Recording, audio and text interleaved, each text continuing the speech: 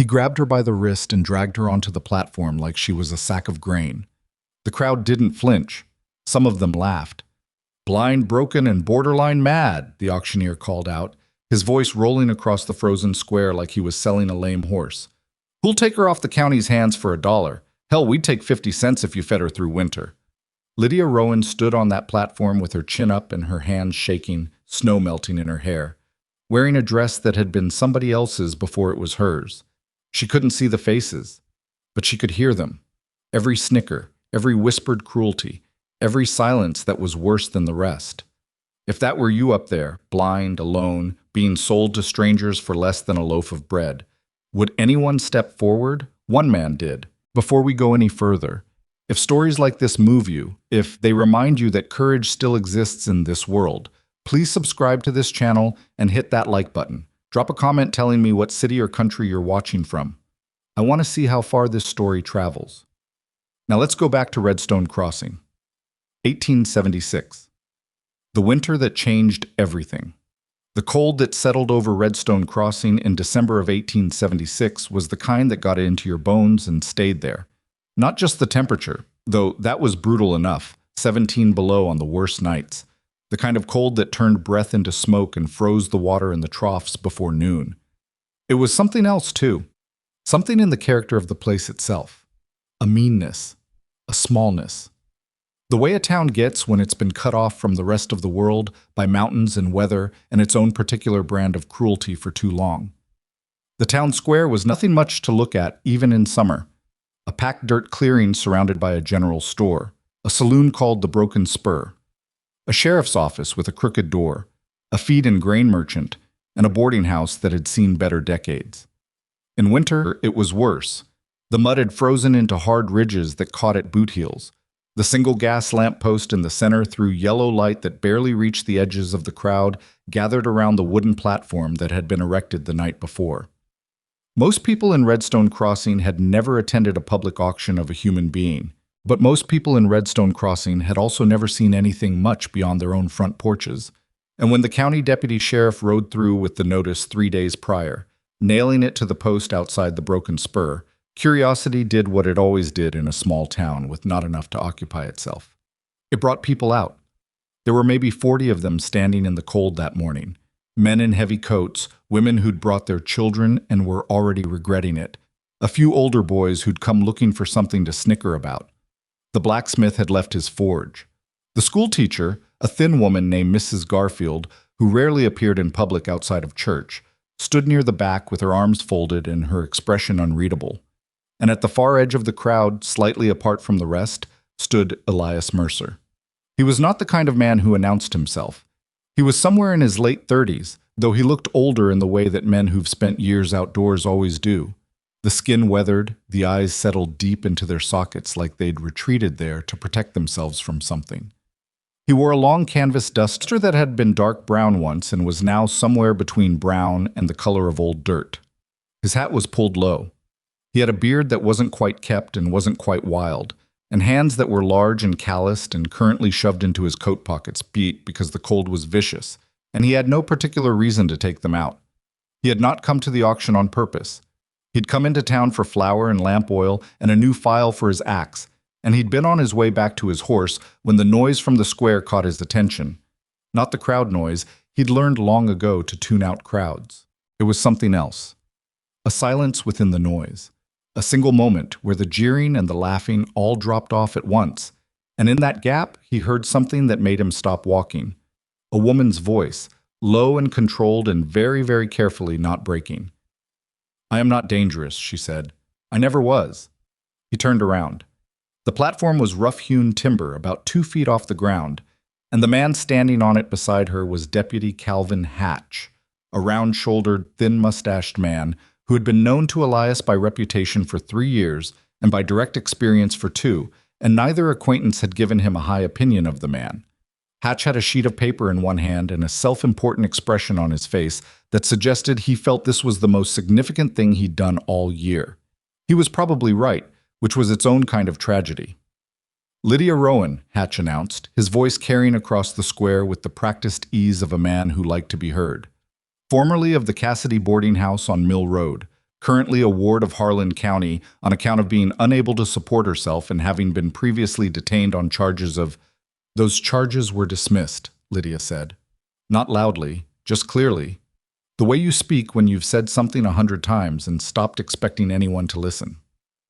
Charges were investigated, Hatch corrected, with the particular satisfaction of a man holding a technicality, and the matter was set aside pending, which is not the same as dismissed, as I'm sure you're aware.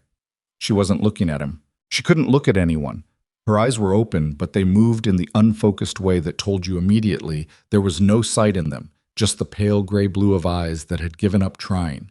She was maybe 23, 24 at the most, and she was thin in the way of someone who hadn't been eating well for a long time. The dress she wore was clean, but it was the wrong weight for the weather, and she was holding herself very still, Elias noticed, the way people do when they're trying to stop themselves from shaking. Starting price, Hatch announced, consulting his paper with great ceremony, is set at $1. Any taker covers cost of her housing through winter and assumes responsibility for her welfare and employment. County's done with it. Silence. Not sympathetic silence. Calculating silence. The kind where people were running numbers in their heads and the numbers weren't coming out in Lydia's favor. Then somebody, Elias never identified who, though he had his suspicions, said something from the middle of the crowd that got a laugh. A real laugh. The kind that spreads because people are relieved to have permission. And suddenly there were 2 or 3 more comments, and the laughter grew, and Lydia stood on that platform in the middle of all of it with her chin lifted and her jaw tight, and her hands shaking at her sides. Elias felt something move through him that wasn't quite anger. Anger was too clean a word for it. It was something older and less comfortable.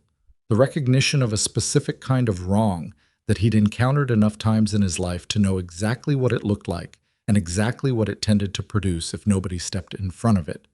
He'd stepped in front of things before. It hadn't always gone well. He stepped forward anyway. "Dollar," he said. His voice wasn't loud either, but the crowd heard it, the way crowds always hear the unexpected, and the laughter died down into a murmur of confusion as people turned to look at him. Hatch squinted from the platform. "Mercer? You heard me. You want the girl?" The word girl landed wrong, and Elias saw Lydia's jaw tighten further at it, though she didn't turn toward the sound of his voice. She was listening. He could tell she was listening to everything, constructing the world around her out of nothing but sound and temperature and the particular quality of attention that sighted people rarely developed because they never had to. "I'm making the bid," Elias said. He reached into his coat pocket and pulled out a silver dollar and held it up so Hatch could see it catch the light. "Unless someone else is interested." He looked at the crowd when he said it. The crowd looked at their boots. Hatch blinked. He consulted his paper again, though Elias doubted there was anything on it that covered this specific situation. "Well, yes. County accepts. Payment up front." Elias walked to the platform and set the dollar on the edge of the boards. He did not hand it to Hatch directly. He didn't particularly want to touch the man's hands. "Ma'am," he said to Lydia. She turned toward him. Her face was cautious and complicated, and she did not look grateful. She looked like a person who had been disappointed so many times that gratitude had become a risk she wasn't willing to take without more information. "Who are you?" she asked. "Elias Mercer. I've got a cabin about 12 miles northeast. I'm going back to it today, and you can come or you can stay here. Your choice." "That's not much of a choice." "I know it." A pause. The crowd was watching. Hatch had pocketed the dollar and was already losing interest, the way bureaucrats do once the paperwork portion of a thing is concluded. "What do you want from me?" Lydia asked. Her voice was careful. Not hostile exactly. More like she was reading the fine print on an offer that looked too straightforward to be real. "Nothing," Elias said. "I've got a spare room. It's cold out here." She stood there for a moment on that platform, with the wind cutting across the square and the crowd still watching and the lamppost throwing its inadequate yellow light over all of it, and Elias could see her working through it, all of it, the probabilities, the risks, the fact that 12 miles northeast in a mountain cabin with a stranger she couldn't see was not, objectively speaking, a safe option, but that the alternative was standing on this platform until Hatch decided to try the auction again tomorrow, with the same crowd and the same laughter and the same outcome. She stepped off the platform. She nearly stumbled at the edge. The drop was 2 feet and she hadn't known exactly where it was. And Elias put out his arm without thinking, and she caught it and caught herself, and then straightened up and let go of his arm faster than was strictly necessary. 12 miles, she said. Give or take. Do you talk much? Not if I can help it. She almost smiled. It wasn't quite a smile, more the shadow of one, the muscle memory of an expression she hadn't used in a while. All right, she said, lead the way. The crowd parted for them, not respectfully, more the way crowds part for things they don't understand and therefore don't want to touch. Elias heard the comments starting up again as they walked, the speculations about his sanity, the theories about his motivations, the general consensus of Redstone Crossing that he'd made a fool's bargain. He'd made enough of those in his life that one more didn't trouble him much. His horse, a big gray gelding named Fletcher, that had survived 3 years of rough mountain country through a combination of stubbornness and selective deafness, was hitched outside the general store where Elias had left him. He untied the reins and looked back at Lydia, who had followed him by the sound of his footsteps, her hand trailing along the wall of the building when there was a wall to trail along, stepping carefully over the frozen ridges in the ground. You can ride? He asked. I can sit on a horse, she said. Riding implies some control over the situation. Sitting's fine. He paused. I'll boost you up. Warn me before you touch me. I'm going to put my hand on your left elbow and my right hand at your waist to help you up. The stirrup is about 2 feet to your left. A beat. Thank you, she said, like the words cost her something.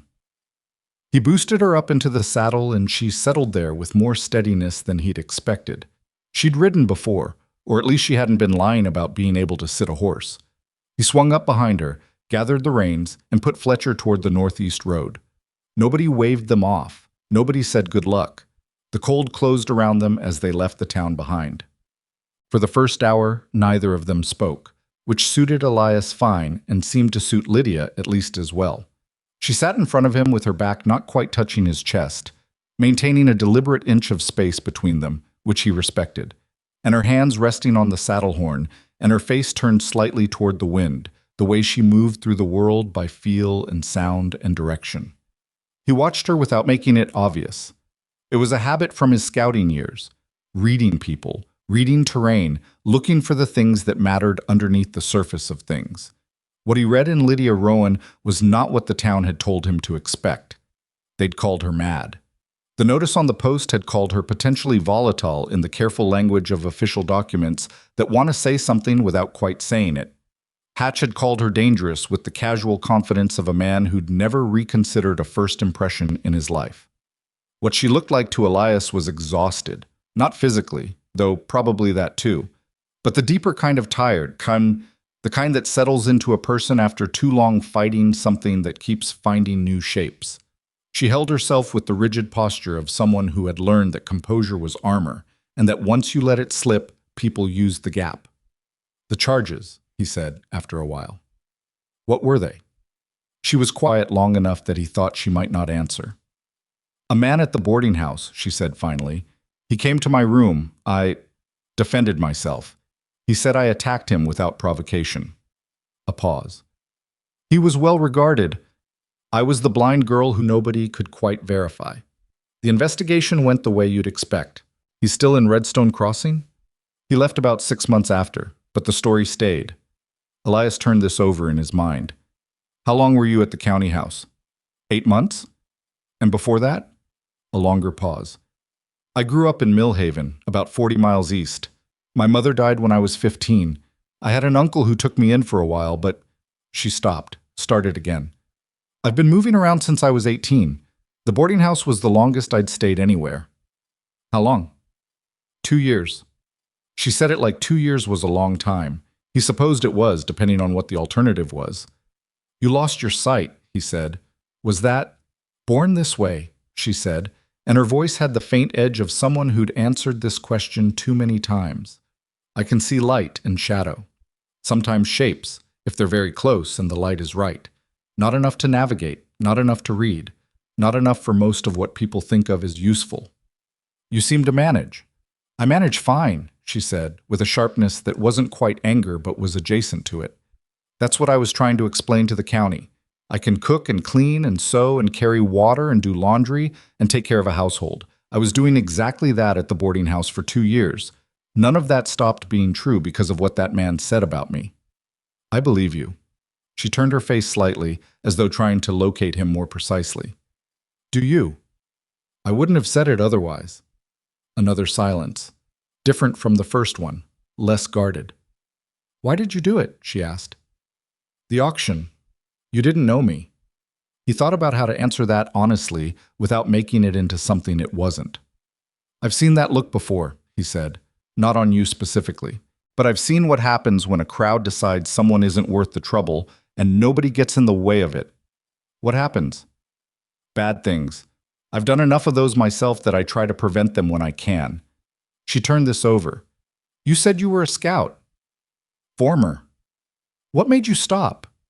He was quiet for a beat too long, and she seemed to hear the shape of that pause because she didn't press it. All right, she said. That was the end of that conversation. Bob. Fletcher carried them up the trail that climbed northeast out of the valley, threading between stands of pine that grew thick on either side and cut the wind down to something tolerable. The light was failing by the time they reached the elevation where the snow was deeper, and Elias watched the sky and judged they had about an hour before dark.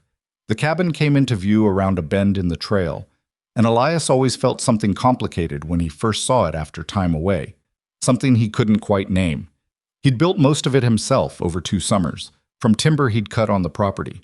It was not beautiful. It was low and solid and dark against the snow, with a fieldstone chimney and one window facing south, and a porch that was more of a structural suggestion than an actual porch.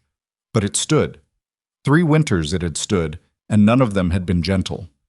He helped Lydia down from the horse, warned her first, as she'd asked, and led Fletcher to the small lean-to shed on the north side where he kept 2 other horses in the winter feed.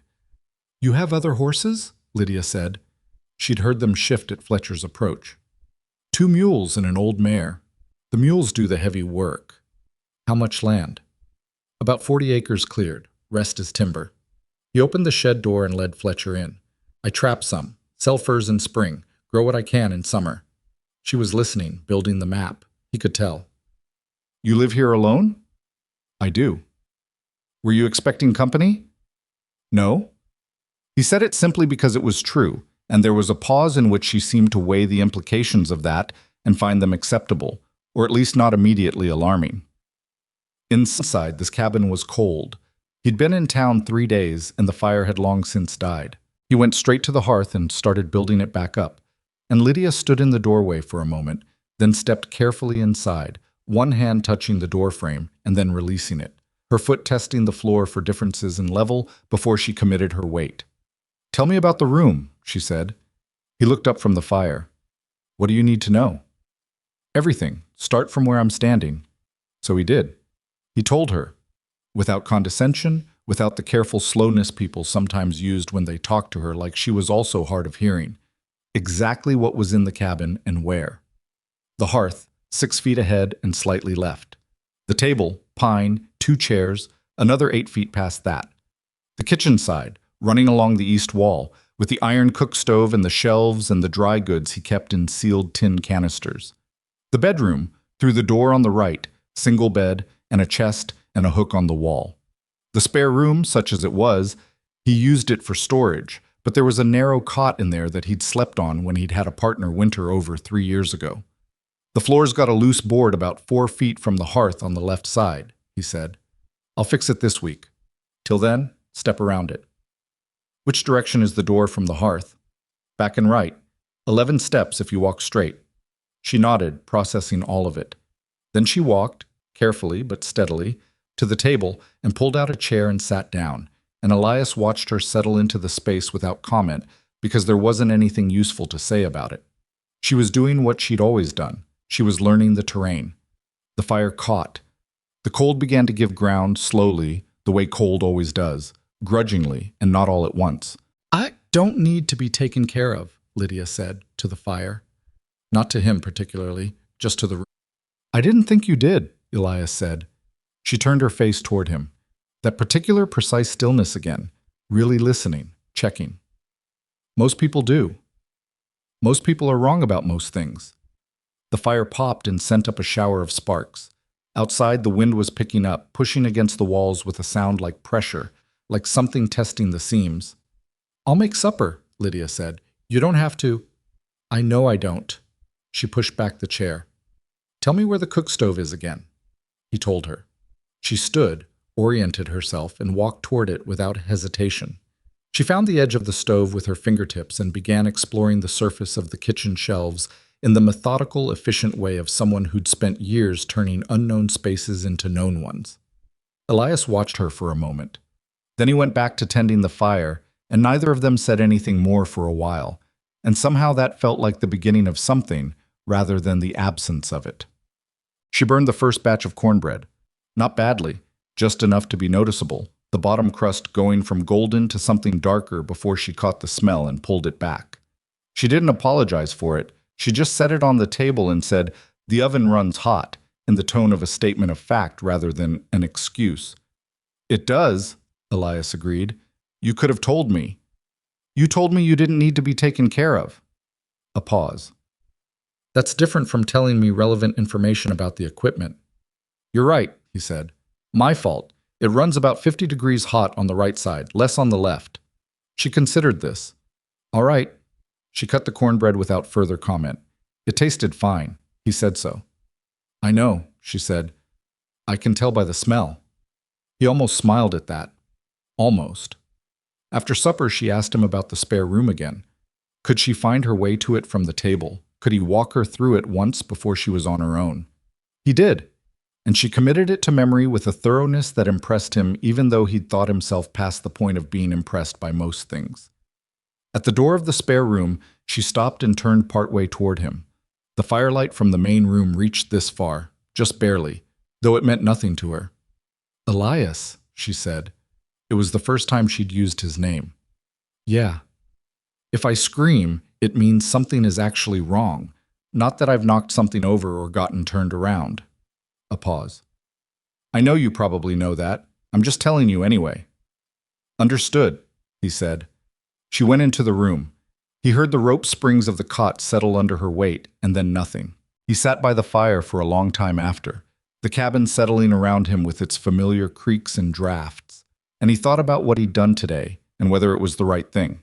He did that with most decisions, turned them over afterward, looking for the cracks. It was a habit that had saved him a few times and tortured him more times than that. This time he couldn't find the crack. He could find uncertainty, plenty of it. He didn't know who Lydia Rowan was beyond what she'd told him and what he'd read in her in 3 hours of observation.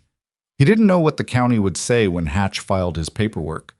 He didn't know what the man from the boarding house had left behind him in the way of grudges or complications. What he knew was that she'd stood on that platform in the cold with her chin up, and nobody had moved, and that had struck him as the kind of wrong that tends to compound itself if left alone. He'd been wrong about things before. He'd be wrong about things again. But the fire was burning and the wind was outside where it belonged, and somewhere in the next room, Lydia Rowan was sleeping in a place where nobody was laughing at her. It wasn't much, but it wasn't nothing. Well, 3 days passed without incident, or rather, 3 days passed with the ordinary small incidents of two people learning to occupy the same space without colliding, which in its own way required more navigation than actual incidents would have. Lydia woke before him both mornings and had the cook stove going before he came out of the bedroom, which he hadn't expected. When he said so, she pointed out that she had nothing to occupy her before dawn and a great deal to keep her mind from, and that cooking was better than lying in the dark thinking. He understood that. He didn't say so, but she seemed to read it in his silence because she didn't elaborate. She learned the cabin the way water learns a vessel, finding every corner and angle, returning to uncertain spots until they were certain, never asking twice for the same information. By the second day, she was moving through the main room without touching the walls. By the third, she'd found the loose board by the hearth herself, and was avoiding it with a precision that made him feel mildly embarrassed about having left it that long. He fixed it on the fourth day. She didn't comment. What she did comment on was the lack of books. "You don't read," she said. It wasn't a question. "I read. I just don't keep books." He was at the table, working on a piece of harness leather that needed re-sewing. "They're heavy when you move." "Do you move often?" "Used to." She was sitting on the other side of the table with her hands wrapped around a mug of coffee. She'd found the coffee beans and the grinder herself, which he was choosing not to make a fuss about, though she'd ground about twice as much as necessary. "You don't move now?" "No, I've been here 3 years. What made you stop?" The same question, more or less, as she'd asked on the horse. He'd avoided it then by being quiet long enough. He found he didn't want to avoid it this time, though he wasn't entirely sure why.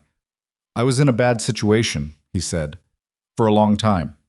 Frontier work, scouting, mostly, some contract work that I don't care to think about now.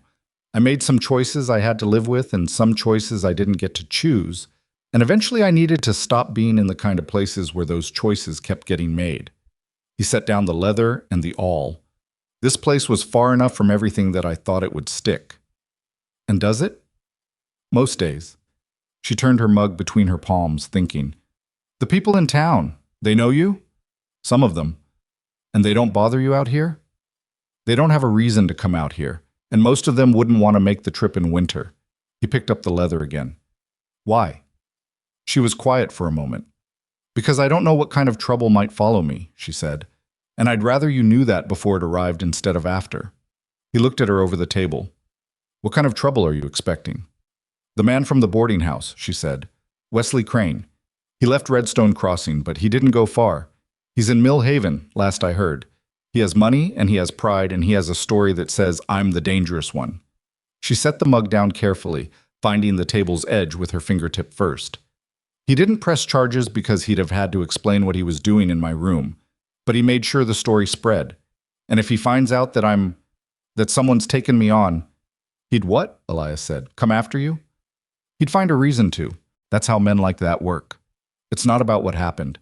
It's about the fact that I'm still here, and he didn't finish the job of making me disappear." The word disappear landed in the room with some weight behind it. Elias put the harness leather down again, slowly. "How long have you known he's in Mill Haven?" 4 months? Someone at the county house told me. They weren't supposed to, but—" a faint, humorless shape to her mouth. "People tell blind women things. They think we're not a threat, so they're not careful." "That's their mistake," Elias said. "It has been," she agreed quietly. Outside, the wind shifted direction, and somewhere in the pines east of the cabin something moved, probably just the mules reacting to the cold snap. But Elias found himself listening to it a beat longer than usual. "Lydia," he said. "Yes." "Whatever's coming, I'm not going to stand aside from it." He said it flat, not dramatic about it, just a fact he wanted to put on the table so she could factor it in. "That's not a promise I make easily, but I'm making it." She sat with it for a moment. He couldn't tell what she was thinking. Her face, when she chose it, could be as opaque as his own. "I'll hold you to that," she said finally. "Good." He picked the leather back up. She picked up her mug. The fire ticked and the wind pushed at the seams of the cabin, and somewhere to the east, probably just the mules, something moved again through the trees. And on the 6th morning, Elias found tracks in the snow outside the tree line. 2 horses. Neither of them his. Stopped for a while based on the depth the hooves had settled into the crust. Stopped long enough that whoever was in the saddle had been watching the cabin. Then turned around and ridden back down the trail toward town. He stood in the cold looking at those tracks for a long time before he went back inside. He didn't tell Lydia, not yet. But he moved the rifle from the bedroom to its hook by the front door, and he slept lighter that night, and every night after, listening to the particular quality of the dark outside for the sound of something that wasn't just the wind. He didn't tell her about the tracks for 3 days. That was a mistake, and he knew it while he was making it, which didn't stop him from making it. He told himself he was waiting until he had more information, which was partly true. He also told himself he didn't want to alarm her before he understood what he was looking at, which was partly true too. But underneath both of those things was something less defensible. The fact that the cabin had settled into a rhythm over those first 6 days that felt fragile in the specific way that good things feel fragile when you're not used to them, and he didn't want to be the one to break it. The rhythm was simple. Lydia woke first and started the stove. Elias came out and fed the animals while the coffee brewed. They ate together without much conversation, and then they split into their separate work. Him outside with the traps and the wood splitting and the general maintenance that a mountain property demanded in winter. Her inside with the cooking and the cleaning and the quiet, systematic project of making herself more capable in the space. In the evenings, they sat by the fire, sometimes in silence, sometimes talking in the loose, exploratory way of people who are still figuring out what the other one is made of. He didn't think of it as peace exactly. He'd had enough years of rough country to be suspicious of anything that felt like peace. But it was something, a working quiet, the kind that had to be earned. He didn't want to break it with bad news he couldn't yet explain. On the 7th morning, he told her. She was at the cook stove, adjusting the damper by the sound of the fire inside it. She'd learned the difference between the sounds of a fire running too hot and too cool within 4 days, which had impressed him, though he hadn't said so. And he sat down at the table and said, "There were tracks outside the tree line a few days ago, 2 horses. They were watching the cabin." The damper clicked. She didn't turn around. "How long ago?" "6 mornings back." "And you're telling me now?" "I am." She turned then, and her face did something complicated. Not angry exactly, more like a person recalibrating, sorting through the feeling to get at what was actually useful in it. "Did you see anything after that?" "No, I've checked the tree line every morning. Tracks were just the one time." "That doesn't mean they stopped watching. It means they stopped leaving tracks you could find." He looked at her. "That's right. So they're not amateurs." "Probably not." She came to the table and sat down across from him, which was what she did when she was thinking seriously about something. Finding the chair, settling her hands on the table surface, anchoring herself in the space. "Was it Crane?" she asked. "I don't know. Could be him. Could be someone working for him." Elias turned his coffee mug in his hands. "Could be someone the county sent. I don't fully trust Hatch's paperwork to stay clean." "Hatch wouldn't send riders," she said. "He's lazy. He'd send a letter." "Then probably not Hatch, which brings us back to Crane." She was quiet for a moment. "He has money. He's used to getting things done through other people so his hands stay clean." She tapped one finger on the table, once, not impatiently but thoughtfully. "If he's already watching, then he knows where I am, which means whatever he's planning, he's not in a hurry. He's building towards something. Men like that usually are. Which means we have some time." "Not much, but some." She stopped tapping. "I want a weapon." Elias was quiet for a beat. "You know how to use one?" "I know how to fire a rifle.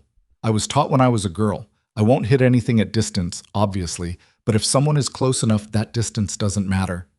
She didn't finish the sentence. She didn't need to. "I've got a small revolver," he said. "Single action, .32 caliber.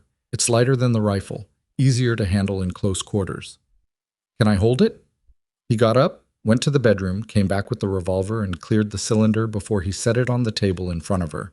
She found it with her hands and lifted it, testing the weight, finding the balance point, running her thumb over the hammer and the trigger guard with the methodical attention she brought to everything new.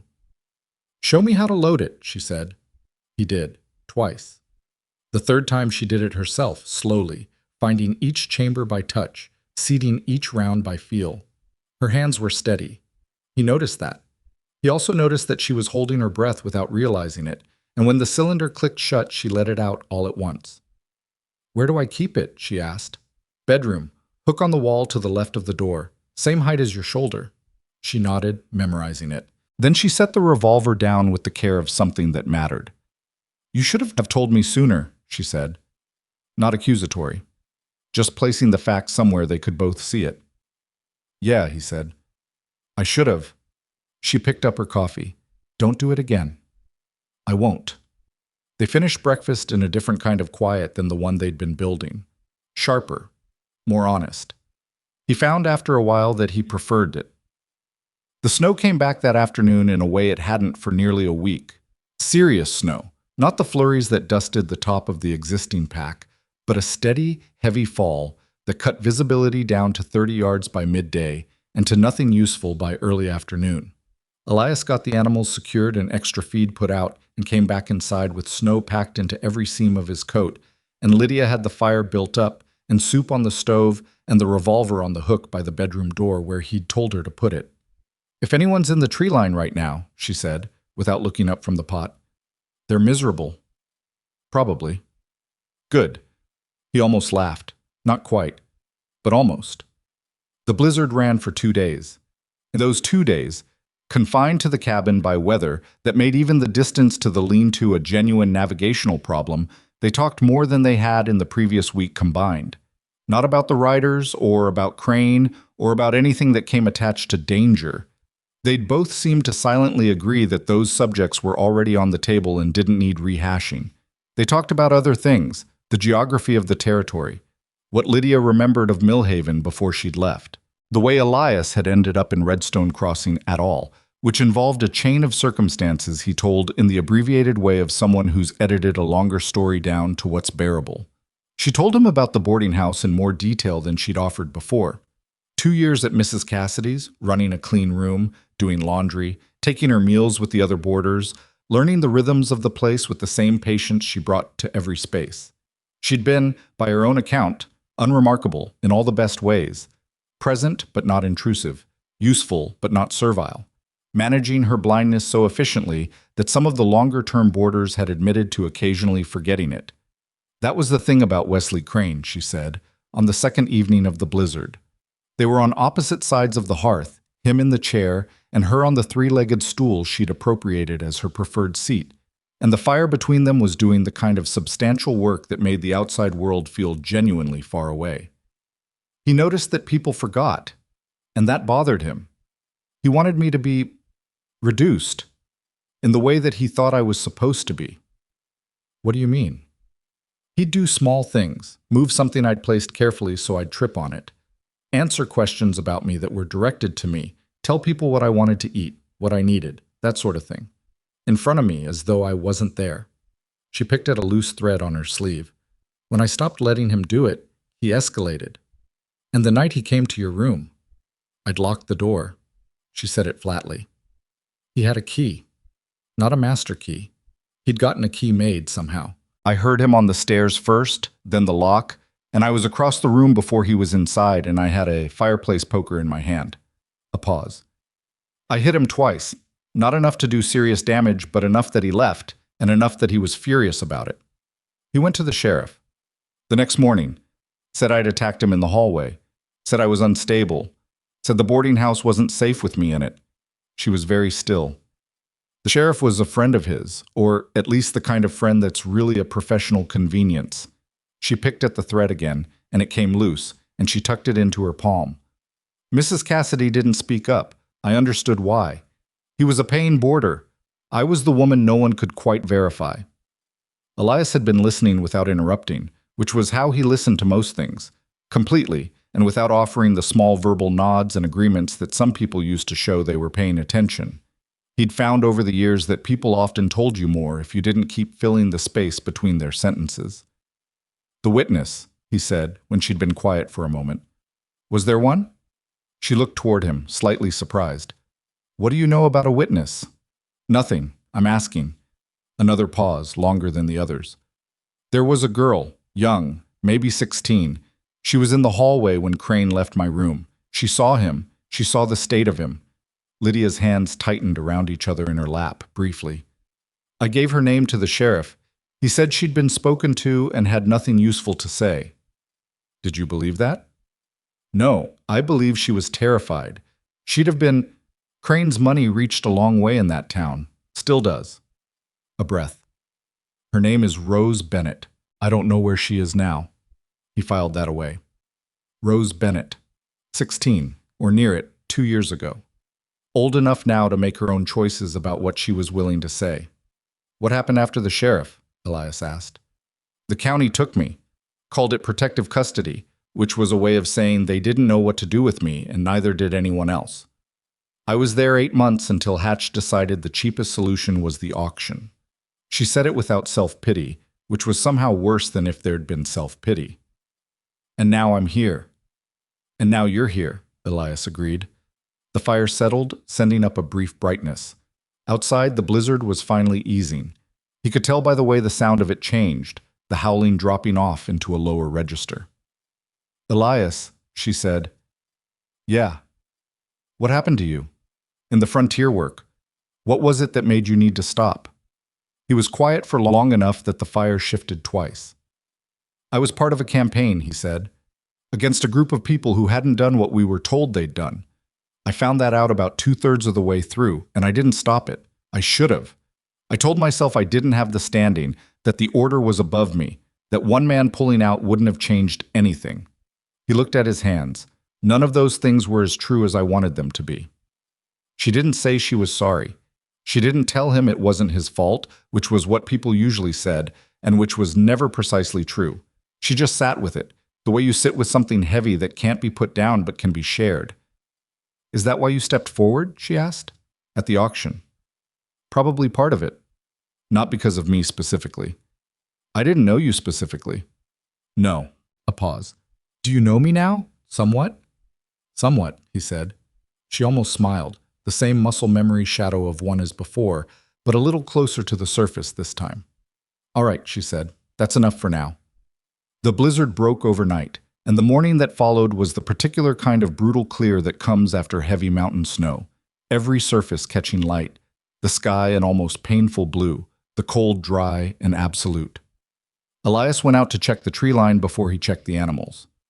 No fresh tracks, which meant either the riders had moved on, or the blizzard had covered 2 days' worth of activity, or they were staying well back and being more careful. He stood in the bright cold and looked at the tree line for a while, reading the gaps between the trunks the way he'd been trained to read them, looking for the particular stillness that meant something was trying not to be noticed.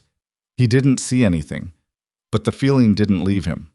Back inside, over breakfast, he said, "I want to start teaching you the land." Lydia looked up from her plate. "The land around the cabin?" "The trail down to the road, the tree line on the north and east, the creek at the bottom of the east slope. It runs fast enough that it doesn't freeze solid. It makes a sound you can navigate by." He was eating as he talked, not performing seriousness but not diminishing it either. "If something happens when I'm outside and you need to get somewhere that isn't this cabin, I want you to be able to do it." She put her fork down. "You think it's going to come to that?" "I don't know. But I'd rather you could, and not need to, than need to, and couldn't." She thought about that. "When do we start?" "Today, if you're willing." "I'm willing." He spent the morning walking her through the immediate terrain around the cabin, the porch, the lean-to, the chopping block, the path between all three. He walked it with her 4 times, talking through every landmark she could use that wasn't visual, the change in the sound of the wind as you moved between the cabin's windward and leeward sides, the slight downhill slope that started 20 feet east of the porch and ran toward the creek, the smell of the pine stand on the north edge versus the more open, colder air of the clearing, the change in ground texture from packed snow to the rougher, drifted surface of the uncleared area beyond the chopping block. She didn't complain about the cold, though it was severe. She didn't rush him or ask him to abbreviate anything. She walked each path until she'd built it solidly, and when she made a mistake, misjudging the edge of the porch once and stepping down harder than expected, she corrected without comment and went again. Around midday, she said, "You're a decent teacher." "I've had decent students before." "What did you teach?" "Younger scouts, reading terrain, moving quietly." He paused. "The main thing I ever taught anyone was to pay attention to what was actually there instead of what they expected to find." "You'd think that would be obvious." "You'd think so," he agreed. "It isn't." She did something with her face that he was starting to recognize. A small, private expression. Not quite amusement, not quite agreement, somewhere in between. He didn't have a name for it yet.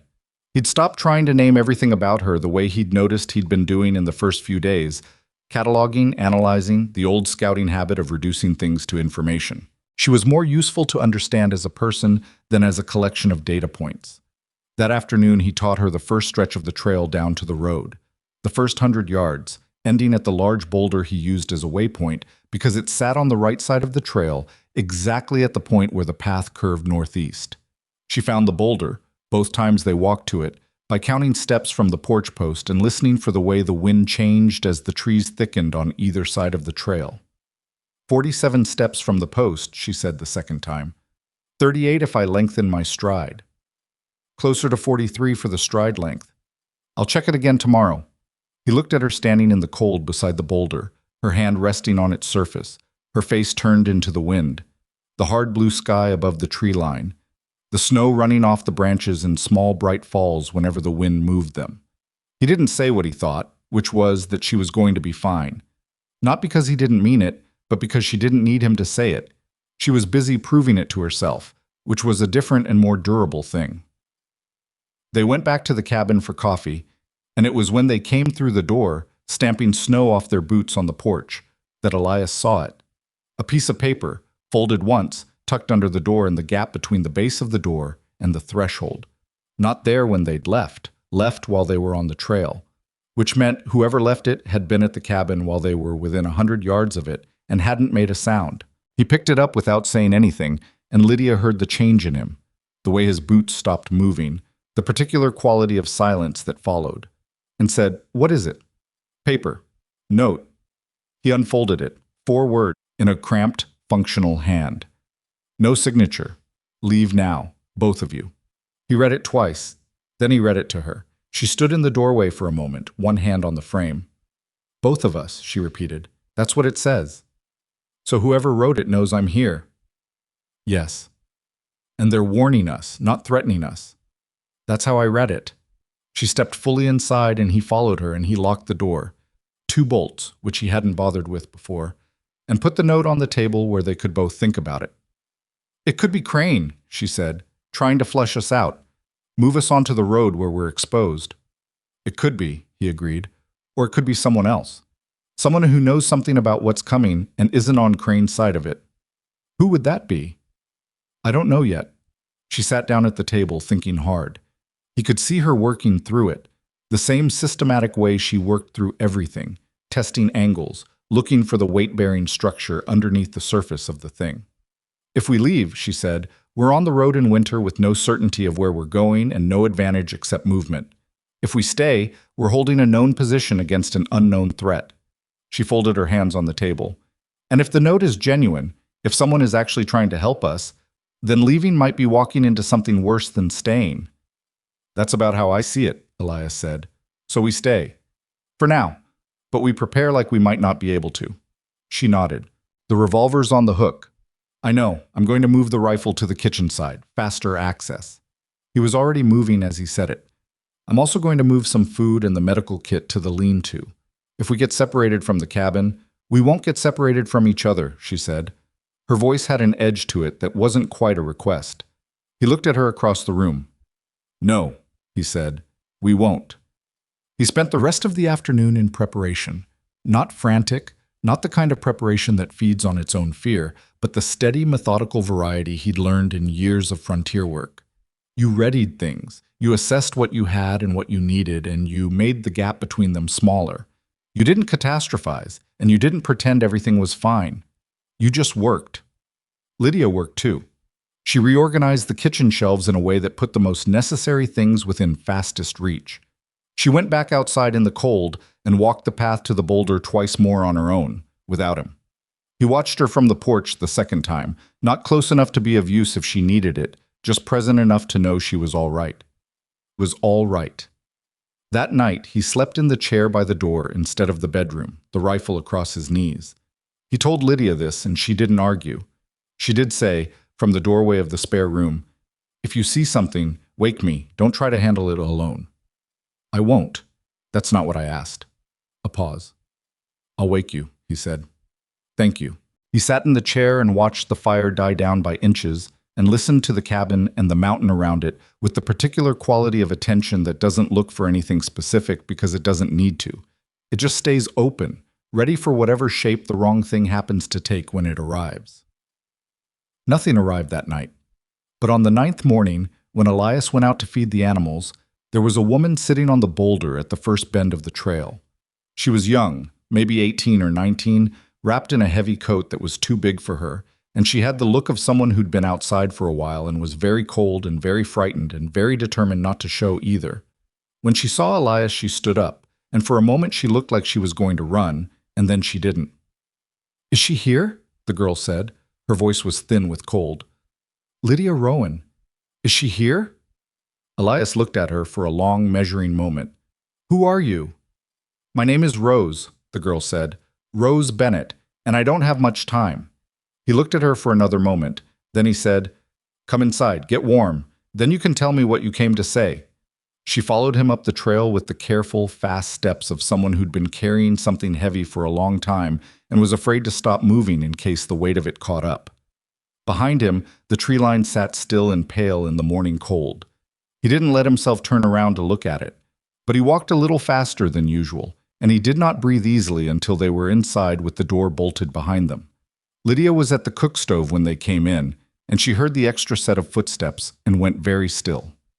"Elias," she said. "We have company," he said. "She says her name is Rose Bennett."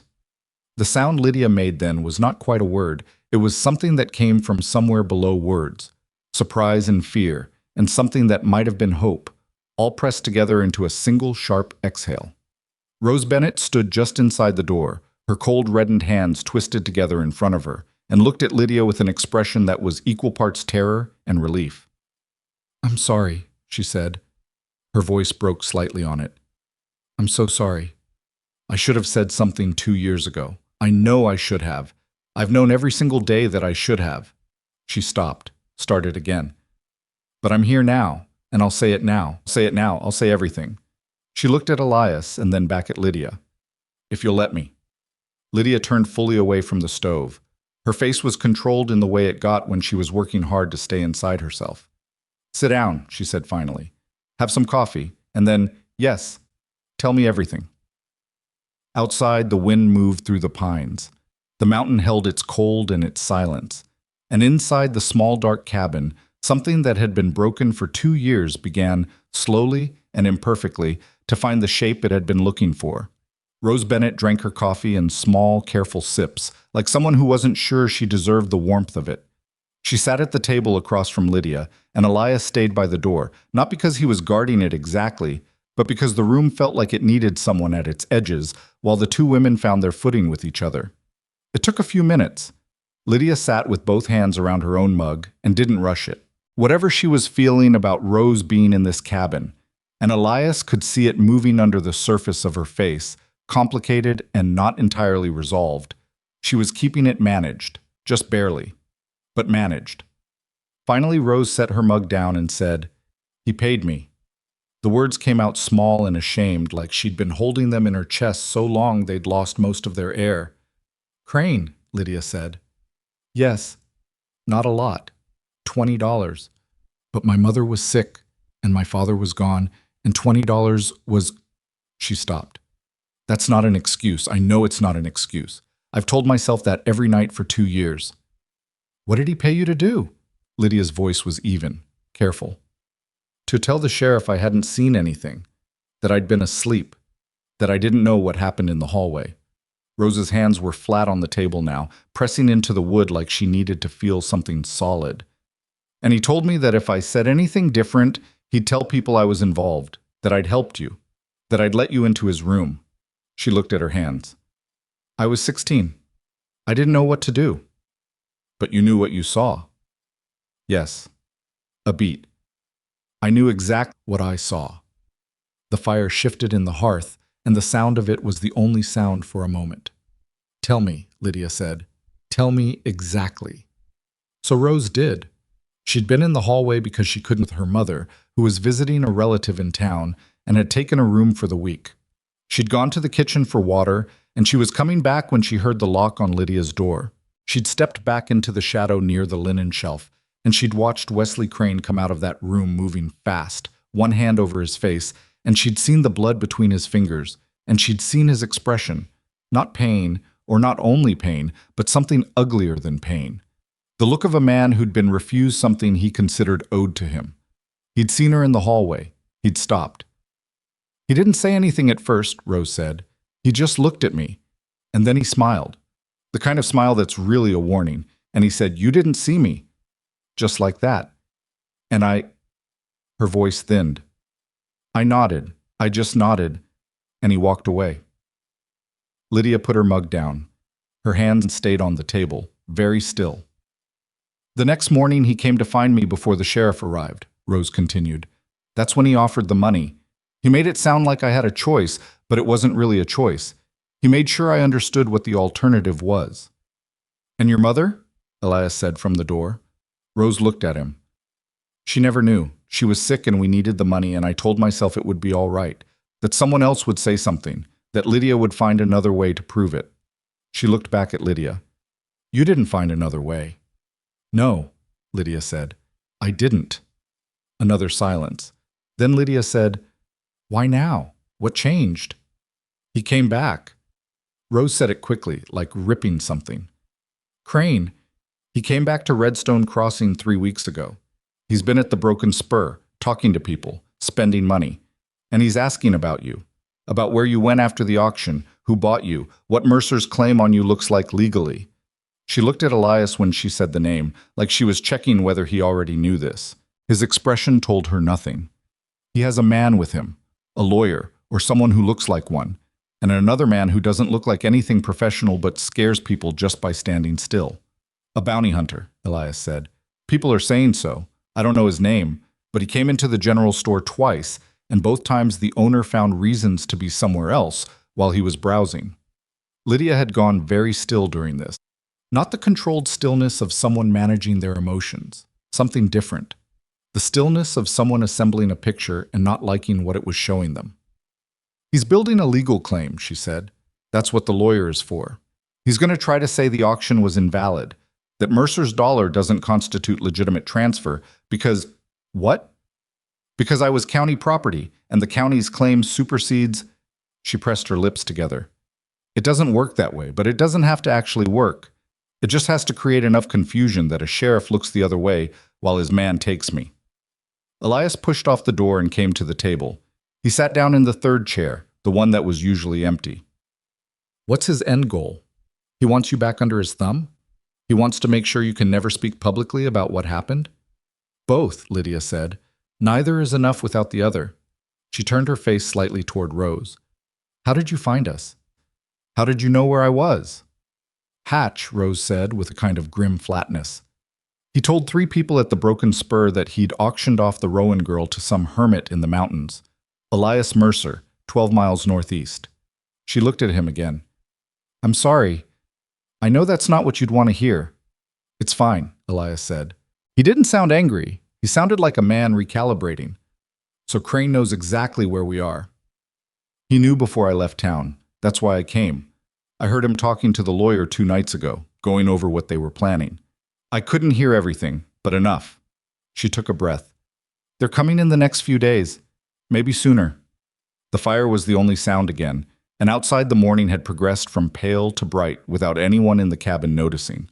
Elias looked at Lydia. She was looking at nothing, her eyes on the middle distance, her mind clearly somewhere else, working. We can't stay and wait for them, she said finally. That puts them in control of when and how it happens. Agreed. And we can't run. Running means they chase, and they have more men and better resources for a chase. She put one hand flat on the table. We go to them. Rose blinked. To Redstone Crossing? Yes. That's Lydia. Crane has a lawyer and a hired gun and money and the ear of the saloon crowd. You have... She gestured and seemed to realize mid-gesture that it was inadequate. I have a witness, Lydia said. You. She turned her face toward Rose with the directness that made the girl go very still. Will you say it in public? Everything you just told me. Will you say it where people can hear? Rose opened her mouth, closed it. Her hands on the table pressed harder into the wood. I know what I'm asking, Lydia said. Her voice wasn't gentle exactly, but it wasn't hard either. It was the voice of someone who understands the weight of a thing and isn't pretending otherwise. I know it's not safe. I know Crane will come after you next if you do it. But I also know you didn't come 12 miles up a mountain in this cold because you were planning to keep quiet. A long moment. Rose looked down at her hands. No, she said very quietly. I didn't. Then here's what we're going to do. What followed was 2 hours of planning that Elias led and Lydia refined, and Rose absorbed with the focused attention of someone who is genuinely frightened but has decided to be frightened moving rather than frightened still. They went over what Rose knew, in detail. The names of the people Crane had been talking to, the location of the lawyer, the physical description of the bounty hunter, the layout of the Broken Spur where most of the relevant conversations seemed to be happening. Elias knew the Broken Spur. He knew its owner, a taciturn man named Aldous Webb, who had no particular love for troublemakers of any financial status, and who had thrown out men twice his size for causing problems in his establishment. He also knew the sheriff, whose name was Briggs, and whose relationship with justice was the kind that required the right application of pressure before it functioned properly. "Briggs is not a bad man," Elias said when Lydia asked about him. "He's a careful man, which sometimes amounts to the same thing, but not always. Meaning he can be moved if the weight on the right side gets heavy enough. Meaning he doesn't want to be wrong publicly. If Crane's claim falls apart in front of witnesses, Briggs will come down on the correct side because it'll be the only side left standing." "Then we need witnesses," Lydia said. "Not just Rose. We need people in that room." "Who?" Rose said. "Who in Redstone Crossing did Crane spend his money on? At the Broken Spur, at the general store, anywhere?" Rose thought. "The saloon crowd. Some of the men from the feed yard. He bought a round for the house 2 nights running." "And who didn't take the round?" Rose looked surprised by the question. She thought harder. "Mrs. Garfield," she said slowly. "The school teacher. She came in for something. I don't know what, she doesn't drink. And someone tried to hand her a glass and she looked at it like it had personally offended her and left." A pause. "And Aldous Webb didn't drink his. He just set it on the bar and walked to the other end." Elias nodded slowly. "Webb and Garfield," he said. "There are others too, probably. People who don't like what Crane smells like but haven't had a reason to say so." "We give them a reason," Lydia said. They left the cabin that afternoon. There was a brief argument about whether Lydia should stay. Elias raised it once, carefully, and Lydia dismissed it with a precision that suggested she'd anticipated it and had her answer ready. "This is about my life," she said, "not yours to protect while I wait somewhere safe. I'm going." "I know," he said. "I had to ask." "You didn't have to, but I understand why you did." She was already pulling on her coat. "Don't ask again." He didn't. They took 2 horses, Fletcher and the older mare, whose name was June, and who was not fast but was steady in the way that mattered more than speed on a mountain trail in winter. Rose rode June. Lydia rode with Elias on Fletcher, in front of him as she had on the first day, except that now she knew the feel of the trail by the way the horse moved under her and the sounds of the terrain on either side, and she held herself with a steadiness that was different from that first day, less braced, more present. They were 2 hours down the mountain when Rose said, from behind them on June, "What if it doesn't work?" "Then we adapt," Elias said. "That's not very reassuring." "No," he agreed. "It isn't," Lydia said without turning around. "It's going to work, Rose, not because everything goes to plan. It won't. It never does. But because the truth of what happened is on our side and you're willing to say it, and that's harder to beat than most people think." Rose was quiet for a moment. "You sound very sure." "I'm not sure at all," Lydia said, "but I've been carrying this for 2 years and I'm done carrying it alone. That part I'm sure about." They came into Redstone Crossing in the late afternoon, when the light was going gold and flat across the frozen square, and the town was doing the particular thing small towns do at that hour. People heading home, the day's business winding down, the saloon starting to fill. Nobody was expecting them. That was deliberate. Elias had thought about where to go first for most of the ride down. Not the Broken Spur. Not yet. Not the sheriff. Not without something more solid in hand than a witness's testimony and a request. The new owner of the Cassidy boarding house first. He'd heard the place had changed hands 8 months back, after old Mrs. Cassidy had died in the fall, and the new owner was a woman named Clara Holt, who'd come up from the South and had a reputation already for not tolerating nonsense in her establishment or her vicinity. He didn't know Clara Holt personally, but Aldous Webb had mentioned her once in a conversation that suggested he respected her, and Webb was not generous with his respect. The boarding house was on Mill Road, just as it had always been, and it looked largely the same from the outside. The same weathered clapboard, the same narrow porch, the same hand-lettered sign. But there was a new coat of paint on the door, dark green, and the window boxes had been cleared and filled with dry sand to discourage ice, which was the kind of practical detail that told you something about the person who'd thought of it. Elias tied Fletcher and June at the post and helped Lydia down, and the 3 of them went up the porch steps and he knocked. The woman who opened the door was perhaps 50, with gray-streaked dark hair pulled back severely and eyes that did a quick, comprehensive inventory of all three of them in about 2 seconds.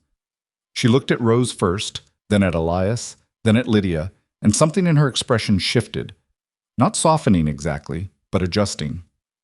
"You're Lydia Rowan," she said. Not a question. "Yes," Lydia said. "And you're Clara Holt." "I am." She looked at Elias. "And you're the man who bought her at that ridiculous auction." "Elias Mercer, and it wasn't a—" "I know what it wasn't," Clara said. She stepped back from the door. "Come in, all of you. You look half frozen, and I imagine you have a great deal to tell me." The interior of the boarding house was warm and smelled of supper being made somewhere in the back, and it was cleaner than Elias had expected. Not sterile, but the kind of clean that speaks of genuine standards rather than appearances. Clara Holt led them into a front sitting room and told them to sit, and came back 5 minutes later with coffee and a plate of bread and said, "Now, talk." Lydia talked. Roses filled in what Lydia couldn't know. Elias added what he'd observed. Clara Holt listened to all of it without interrupting once, which Elias found remarkable. Most people interrupted, especially at the parts that surprised them, and several parts of this story were clearly surprising her, though she kept it contained to the movement of her jaw and the set of her hands in her lap. When they were finished, she said, "Wesley Crane." She said it like a word she'd been chewing on for a while. "I've heard his name 6 times since I bought this property, always in the same context, always with the same particular quality of silence that follows it." "What kind of silence?" Rose asked. "The kind that happens when people know something they've decided not to say," Clara said. "I've run establishments before. I know that silence." She looked at Lydia directly. "What happened to you in this house, the version this girl just described? I believe it. I believe it because I know what the other version sounds like. And it sounds like every other story a man like Crane has ever told about a woman who refused him." Lydia's face did something she didn't quite catch in time. Something raw, briefly. She pulled it back, but not before Elias saw it, and not before Clara Holt did either. "What do you need from me?" Clara said. "Your voice," Lydia said. "You're standing in this town, whatever it is, and access to this house. There may be records here, ledgers from Mrs. Cassidy's time, guest registers, correspondence." "I have them," Clara said. "I kept everything when I bought the property. I wasn't sure why at the time." She paused. "I may have been sure, actually. I just didn't know the shape of it yet." She left the room and came back with a wooden box, the kind used for document storage, and set it on the table between them. Lydia put her hands on the edge of it and said, "What's in here?" "Guest ledgers, room assignment records, and some correspondence that the old woman kept separate in an envelope that I haven't fully read through." Clara reached into the box and withdrew the envelope. "It's sealed. I didn't feel I had the right to open it before I understood what I had." Elias took it, turned it over. Written on the front, in a shaky but deliberate hand. "For when someone asks." He showed it to Lydia, described what it said. "Open it," she said. Inside were 3 pages in Mrs. Cassidy's handwriting, old and cramped, but legible. A full account of the night in question, written from what the woman had seen and heard herself, and including the detail that she had heard the lock of Lydia's room being opened from the outside at approximately 11 in the evening, and that she had seen Wesley Crane in the upstairs hallway at that time, and that she had chosen not to come forward because she was afraid of what his money and his temper would do to her business. And underneath that, her acknowledgement that this was a choice she regretted. Written in the same old, cramped hand. "I am a coward. I know it. I'm writing this because I cannot go to my grave having said nothing at all." The room was very quiet. "She knew," Rose said. Her voice came out barely above a whisper. "She knew the whole time." "She was afraid," Lydia said. She didn't say it generously or bitterly. She said it the way you say a fact that doesn't resolve cleanly into either forgiveness or blame. People are afraid. It doesn't make the thing right. It just makes it what it was. Clara Holt had her hands folded in her lap with the tightness of someone trying not to let go of something. "I'll stand with you," she said. "Tomorrow, wherever this happens. Whatever you need me to say in public, I'll say it. I knew that woman for 6 months before she died, and she was not a villain, but she made a wrong choice and she knew it, and this—" She touched the edge of the papers without picking them up. "This deserves to see light." Elias had been thinking while they read, turning the situation over the way he turned difficult terrain over, looking for the angles that weren't obvious, the places where the footing wasn't as solid as it looked. "We need to control where this happens," he said. "Not in the Broken Spur. Crane has that room. Not in the sheriff's office. Briggs can shut it down by claiming jurisdiction." "The square," Lydia said. "The square," he agreed. "Public ground. Nobody's territory. And we need enough people there that it can't be quietly managed afterward." "Webb," Rose said. "If Aldous Webb comes, people will pay attention. He doesn't go places without a reason." "I'll speak to Webb tonight," Elias said. "And Mrs. Garfield." "I'll go with you," Lydia said. "Lydia, I know the risks." Her voice had the flat certainty of someone who'd already had the internal argument and won it. "And if Crane's people see me walking around this town tonight, in the open, not hiding, not running, that changes something. It changes the story he's been telling about what I am." She was right. He hated that she was right. A little, because right meant she was going to be in the open in a town where a hired gun was currently drinking and waiting. But she was right. "Stay close," he said. "As close as you'll let me," she said, which wasn't quite a concession, but was as near to one as she made. They went to Aldous Webb first, the back entrance to the Broken Spur, at Elias's insistence, because walking Lydia through the front door with Crane's man inside was a provocation he wasn't ready to make yet. Webb met them in the storeroom off the kitchen, a low-ceilinged space that smelled of sawdust and whiskey and old wood, and he listened to Elias with the particular stillness of a man who has spent 20 years behind a bar and has therefore heard most things and is rarely genuinely surprised. Then Elias finished, and Webb was quiet, and then he said, "The man Crane brought, the one people are staying away from." "Yes. His name is Dodd. I don't know his first name, and I don't think he uses it. He's been in twice, and he drank water both times, which is the thing about him that worries me most." Webb crossed his arms.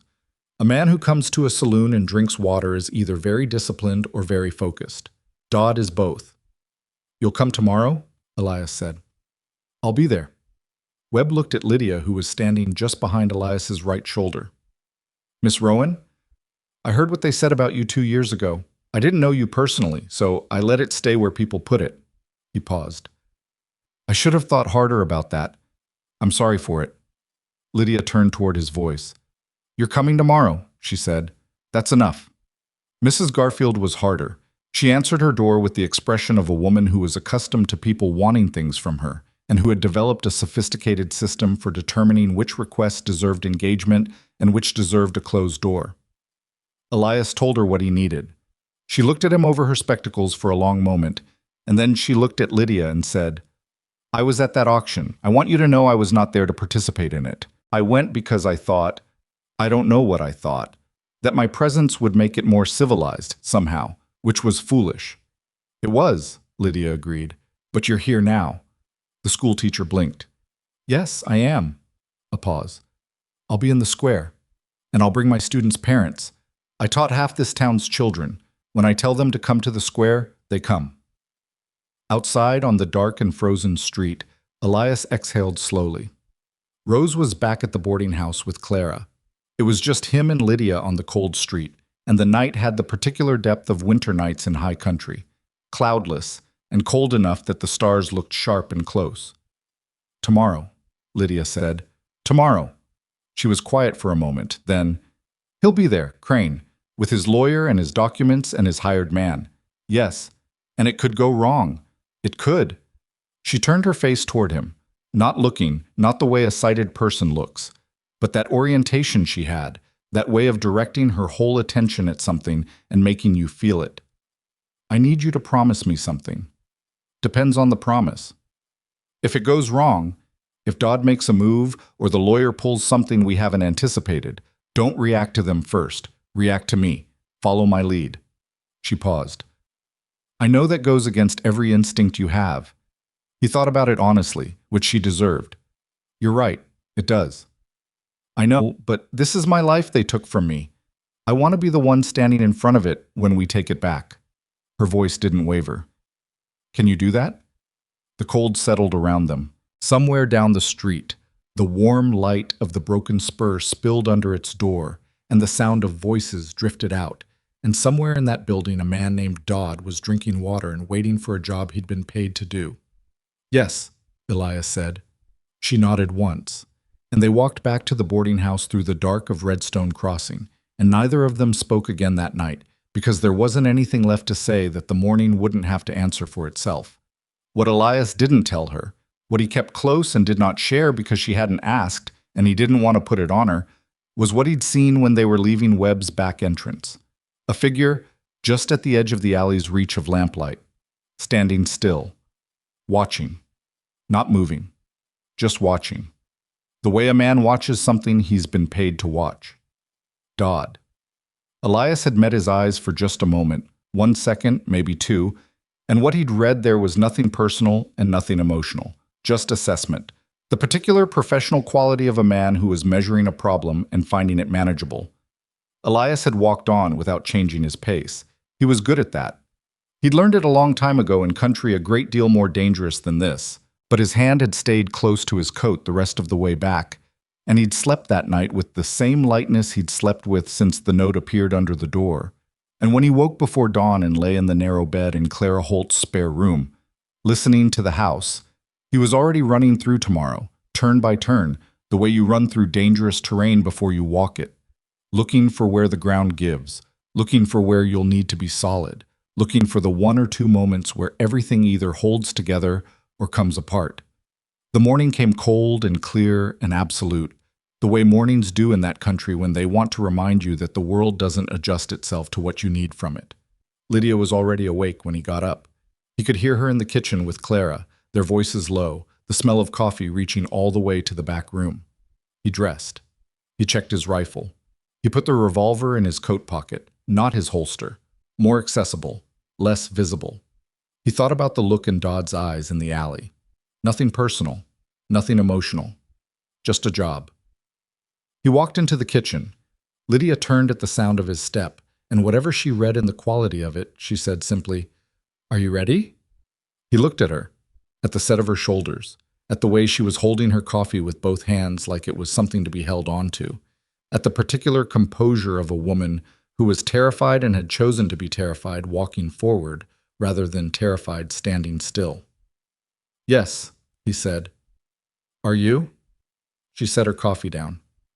"I've been ready for 2 years," she said. "I just didn't have anywhere to put it until now." The square was empty when they arrived, which was what Elias had wanted. He'd asked Webb and Mrs. Garfield to spread the word quietly. Not announcement, not invitation, just the kind of information that moves through a small town the way water moves through soil, finding every crack and settling into it. Come to the square at 10. Something's happening. Something you ought to see. He didn't know how many people would come. He knew how many he needed. Enough that whatever happened couldn't be quietly buried afterward. Enough that Briggs would feel the weight of witnesses pressing against whatever arrangement Crane had made with him. Enough that the story the town had been carrying for 2 years would have to make room for another version of itself. Clara Holt walked with them from the boarding house. She carried the wooden box with Mrs. Cassidy's letters under her arm, with the purposeful steadiness of someone carrying something breakable and important. Rose walked on Lydia's other side, close enough that their shoulders nearly touched, which seemed to be the arrangement that felt safest to both of them. Lydia walked in the middle of this small group with her hand on Elias's arm. Not the tentative touch of someone being led, but the firm, directional grip of someone who had learned to read terrain through the person beside her. She'd told him once, in the cabin, that a person's arm told you more than a cane, because a cane only told you about the ground, but a person told you about the ground and everything that was moving on it. He thought about that now, and tried to walk in a way that told her something useful. They reached the square at 9:45. The lamppost threw its pale morning light across the packed snow and the frozen ridges in the ground, and the square was empty except for an old dog belonging to nobody in particular who was sleeping against the base of the post and didn't stir when they arrived. Then within 10 minutes, people began to come. Not in a rush, not the way a crowd gathers for something exciting. 1 or 2 at a time, the way people come to things they're not entirely sure about but feel compelled to attend, with the slightly sideways approach of those who want to be present without committing too early to a visible position. The blacksmith. Two women from the south end of town who did laundry together and were rarely seen apart. The man who owned the feed yard, who stood with his arms crossed and his expression neutral. Three of the fathers whose children sat in Mrs. Garfield's classroom. Mrs. Garfield herself arrived at 5 to 10 with the school teacher's absolute reliability and stood near the front with her arms folded and her expression the same one she'd shown Elias at her door. Not warm, but attentive, which was what mattered. Aldous Webb came last, from the direction of the broken spur, moving with the particular deliberate pace of a man who is making a statement by being somewhere. Several people noticed him and their expressions shifted, something settling in them, a small relaxation of uncertainty, as though his presence confirmed that this was real and worth attending to. By 10 o'clock there were perhaps 30 people in the square. And then, from the direction of the hotel, Redstone Crossing had acquired a small one in the past year, 2 stories and 6 rooms, and a proprietor named Fitch, who overcharged for everything. Wesley Crane arrived. Elias had built a picture of the man from what Lydia had told him and what Rose had described, and the general shape of what he understood about men who operated the way Crane operated. The reality was both more and less than the picture. He was maybe 45, well-dressed in the way that announces money without quite achieving elegance, with a broad face and the kind of confident posture that came from never having been significantly wrong in any room he'd entered. He had a lawyer beside him, a small, precise man in a gray coat who moved like someone who spent his life reading documents and had the permanently squinting expression of a man translating everything in front of him into legal language before deciding what to think about it. And behind both of them, a step back and slightly to the right, was Dodd. In daylight, he was exactly what Webb had described, and exactly what Elias had read in the alley the night before. Average height, heavy through the shoulders, nothing notable about his clothing, which was the point. The kind of man whose most significant feature was the quality of his attention, the way his eyes moved across the square the moment he walked into it, cataloging people and positions with the unhurried efficiency of long practice. They found Elias within the first 3 seconds. Elias held the look and then let it go, because he'd promised Lydia he'd follow her lead, and her lead right now was standing straight and still and directing her attention toward the sound of Crane's footsteps as he crossed the frozen ground. Crane stopped about 15 feet away. He looked at Lydia with the particular expression of a man who has spent time rehearsing a version of this moment in his mind and is now finding the reality somewhat different from the rehearsal. "Well," he said. His voice had a practiced quality, the warmth of someone who performs reasonableness rather than feeling it. "Miss Rowan, somebody told me you'd come back to town. I wasn't sure I believed it." Lydia said nothing. She just turned her face toward him in that way she had, the precise, attentive orientation that some people found unnerving because it had the quality of actually seeing, even when it wasn't. The silence lasted long enough to be uncomfortable. Crane filled it the way men like him always do, by moving past the discomfort as though it had been planned. "I don't have any quarrel with you personally," he said. "I think there was a misunderstanding 2 years ago that got out of hand. That's what I'd like to address, if you're willing." He gestured at the lawyer, who produced a folded document from his coat with the prompt efficiency of someone who had been holding it ready. "I've had a legal review of the county auction, and there are some questions about its validity that I think—" "There are no questions," Lydia said. Her voice wasn't loud, but the square was quiet enough that it carried, and the 30 people standing in it heard it, and a couple of them shifted their weight the way people do when the actual thing begins. "Miss Rowan, the auction was conducted by the county. A legal bid was made and accepted. There's nothing irregular about it." She paused.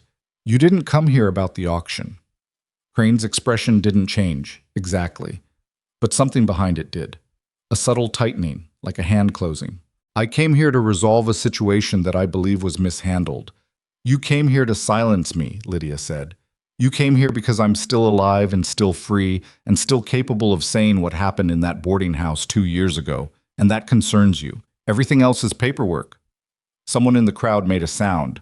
Not quite a response, more an involuntary acknowledgement, the kind a body makes when something lands with weight. The lawyer stepped forward. It was the kind of man who used his smallness as a weapon. Got close, spoke precisely, made people feel that the conversation had been removed from human scale and translated into a language only he spoke fluently. Mr. Crane's position is that the nature of the original complaint against you was never properly adjudicated, and that the subsequent county determination— Do you want to tell him, Lydia said, to the square in general, or should I wait? A beat. And then Rose stepped forward. She was shaking. Elias could see it from where he stood.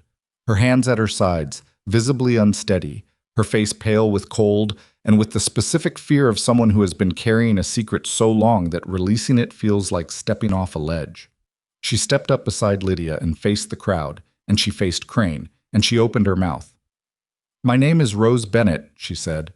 Her voice shook on the first word and then steadied itself, imperfectly but sufficiently, on the rest. "I was staying at the Cassidy boarding house 2 years ago. I was in the hallway the night Wesley Crane came out of Lydia Rowan's room. I saw him. I saw his face. I saw what he looked like." She stopped, made herself continue. "He threatened me afterward. He paid me $20 to tell the sheriff I hadn't seen anything. I took the money. I should not have taken the money, and I should not have stayed quiet, and I am telling you now what I should have told you then." The square was absolutely silent. Crane turned toward Rose with an expression that had dropped the performed reasonableness entirely. What was underneath it was plainer and uglier. "That's a very serious claim," he said, in a voice that was still controlled but had lost its warmth. "And it's also a lie, and I'll be speaking to my attorney about—" "There's more," Clara Holt said. She had opened the wooden box. She was holding the pages from Mrs. Cassidy's envelope, and her voice, when she spoke, had the carrying quality of a woman who had run establishments and managed people and did not raise her voice because she didn't need to. She read. Not all of it. She was precise about what mattered and left out what didn't. But the central facts in Mrs. Cassidy's own hand, in the old woman's final written testimony to herself. The sound of the lock. Crane in the hallway, her choice not to speak, her knowledge that the choice was wrong. When Clara finished, she lowered the pages and looked at Crane with the expression of a woman who has been waiting to do something and has now done it. "This was written by the woman who owned that house for 30 years, Clara said. "Written and sealed and marked for when someone asks. Someone is asking." Crane looked at his lawyer. The lawyer was still holding the folded document, but with less certainty than before. His hands had shifted slightly, the document drooping at one end, like something whose purpose has been partially undermined. "None of this is legally admissible as anything," the lawyer said. He said it to the square, not just to Crane, which told Elias that the man was experienced enough to know when he was performing for an audience rather than conducting a proceeding. A sealed letter from a deceased woman with no witnesses to its composition. "This isn't a courtroom," Aldous Webb said. He said it from where he was standing, near the back of the crowd, and he said it with the flat simplicity of a man stating an obvious fact, and the crowd turned toward him and something shifted in the collective temperature of the square. A degree or two warmer, and a degree or two more certain. "This is a public square," Webb continued. "These are people who live in this town, and what they've just heard is the statement of a woman who was present and another woman who wrote down what she knew before she died. You want to argue admissibility? Go find a courtroom." He looked at Crane. "This is a different kind of reckoning." Crane turned toward him. The performance had fully fallen away now, and what was left was the man underneath. Not dramatically villainous, which was somehow worse, but simply transactional, cold, calculating the options. "Dodd," he said. It was a single word, said quietly, and it might have meant nothing, but Dodd moved when he said it, a single step forward, a small repositioning that nonetheless changed the geometry of the square, and Elias was already moving before he'd finished processing the decision to move. He put himself between Dodd and Lydia. Not dramatically. He didn't draw anything, didn't raise his voice, didn't make it a performance. He just moved into the space and stood in it, and looked at Dodd, and said quietly enough that it was between the two of them, "Don't." Dodd looked at him with the same assessment he'd shown in the alley, calculating, measuring. He was good.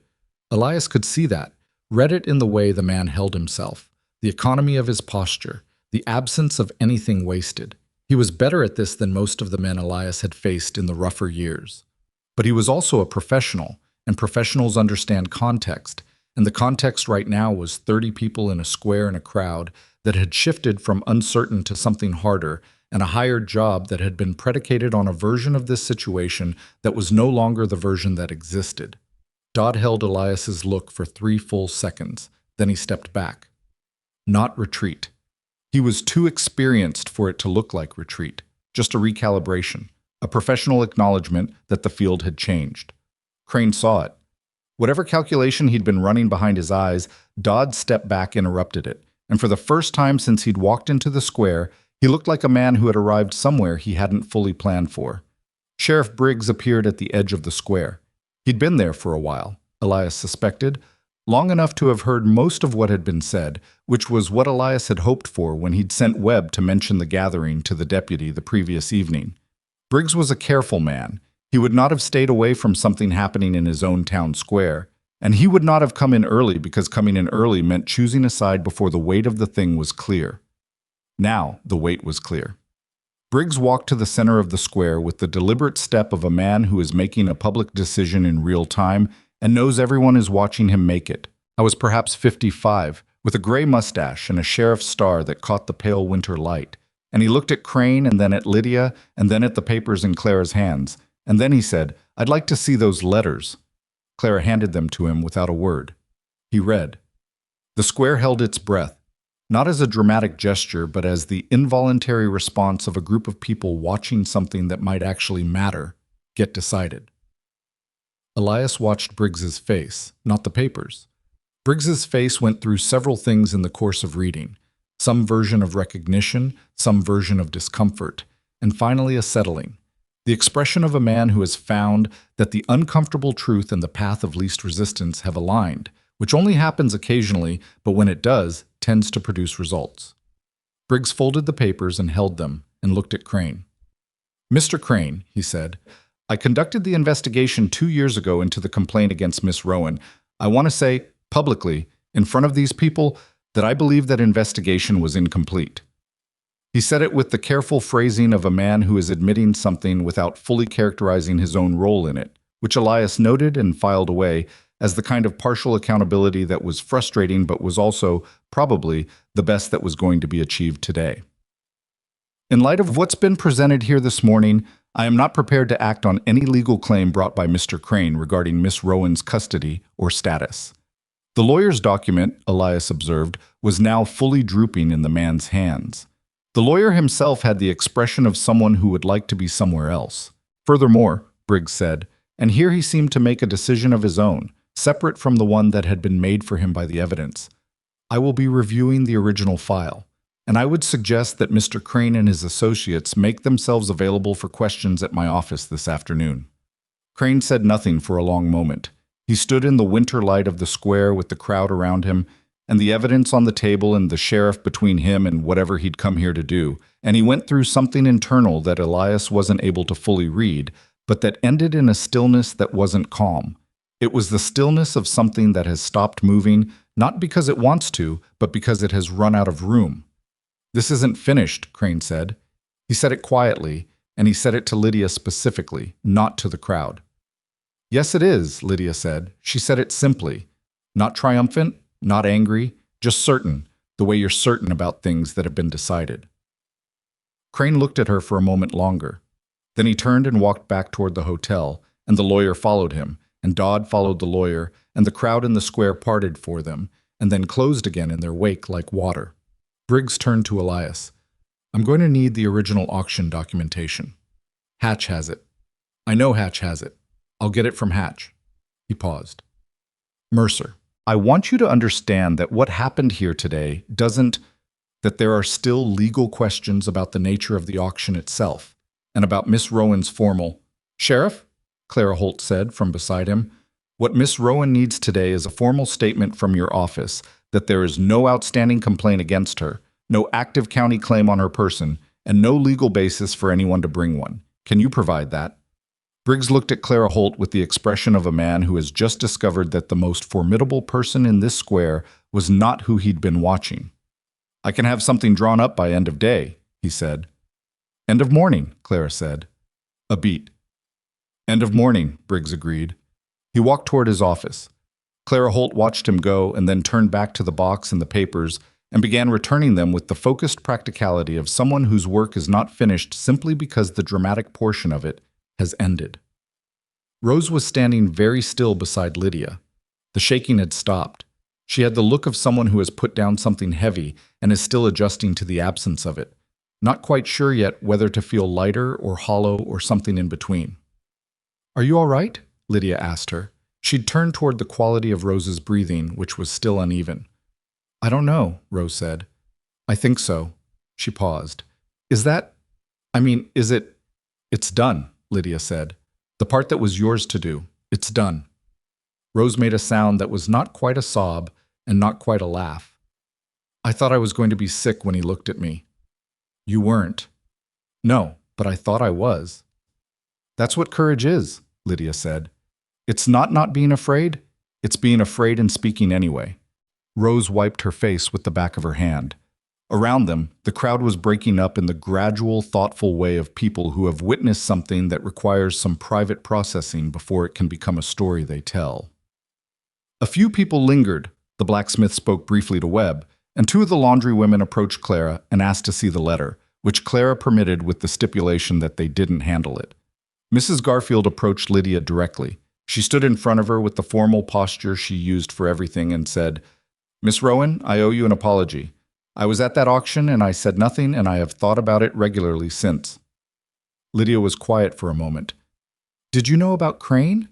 About what happened at the boarding house?" "I had heard a version, the version that spread." Mrs. Garfield's voice was careful. "I did not investigate its accuracy. I accepted what was available, and what was available was his version, and that was a failure of judgment on my part." "Yes," Lydia said. "It was." Mrs. Garfield absorbed this without flinching. "I will do better with what comes next, if there is anything I can do." "There may be," Lydia said. "I'll let you know." The schoolteacher nodded, once, and left. Elias had been standing slightly apart during these exchanges, giving Lydia the room she needed to conduct them on her own terms, which he'd understood instinctively was what she needed. He was watching the direction Crane had gone, the hotel. Its second-floor windows, one of which had a curtain that wasn't quite still. Webb appeared at his elbow. "Dodd's going to be the problem," Webb said, in the quiet tone of two men having a private conversation at the edge of a public event. "I know. He got paid for a job that didn't get done. That's a professional problem for a man like him. He'll move on." Webb was quiet for a moment. "Maybe. Or he'll try to salvage what he can. Not here. Not in the square. Somewhere with fewer eyes." "Then we don't give him somewhere with fewer eyes." Elias looked at the hotel window. The curtain had stilled. "We stay visible. We pick up the documentation from Briggs in person, and we do it in the middle of the day on the main street. We have supper at your establishment, if you'll have us." Webb considered this. "I'll have you. Clara Holt too?" "Clara Holt too." "And the girl?" "And Rose. Yes." Webb nodded slowly. "All right. That keeps it complicated for him through tonight, at least." He paused. After tonight, Crane's claim is dead on paper and Dodd's employer is legally compromised. At that point, finishing the job is a liability, not a paycheck. You're assuming Dodd is rational." "Men who drink water in saloons are rational," Elias said. "That's the only reassuring thing I know about him." Webb almost smiled. He walked back toward the broken spur, and Elias turned back to the small group remaining in the square. Lydia was standing with Rose and Clara, and the conversation between the three women had changed.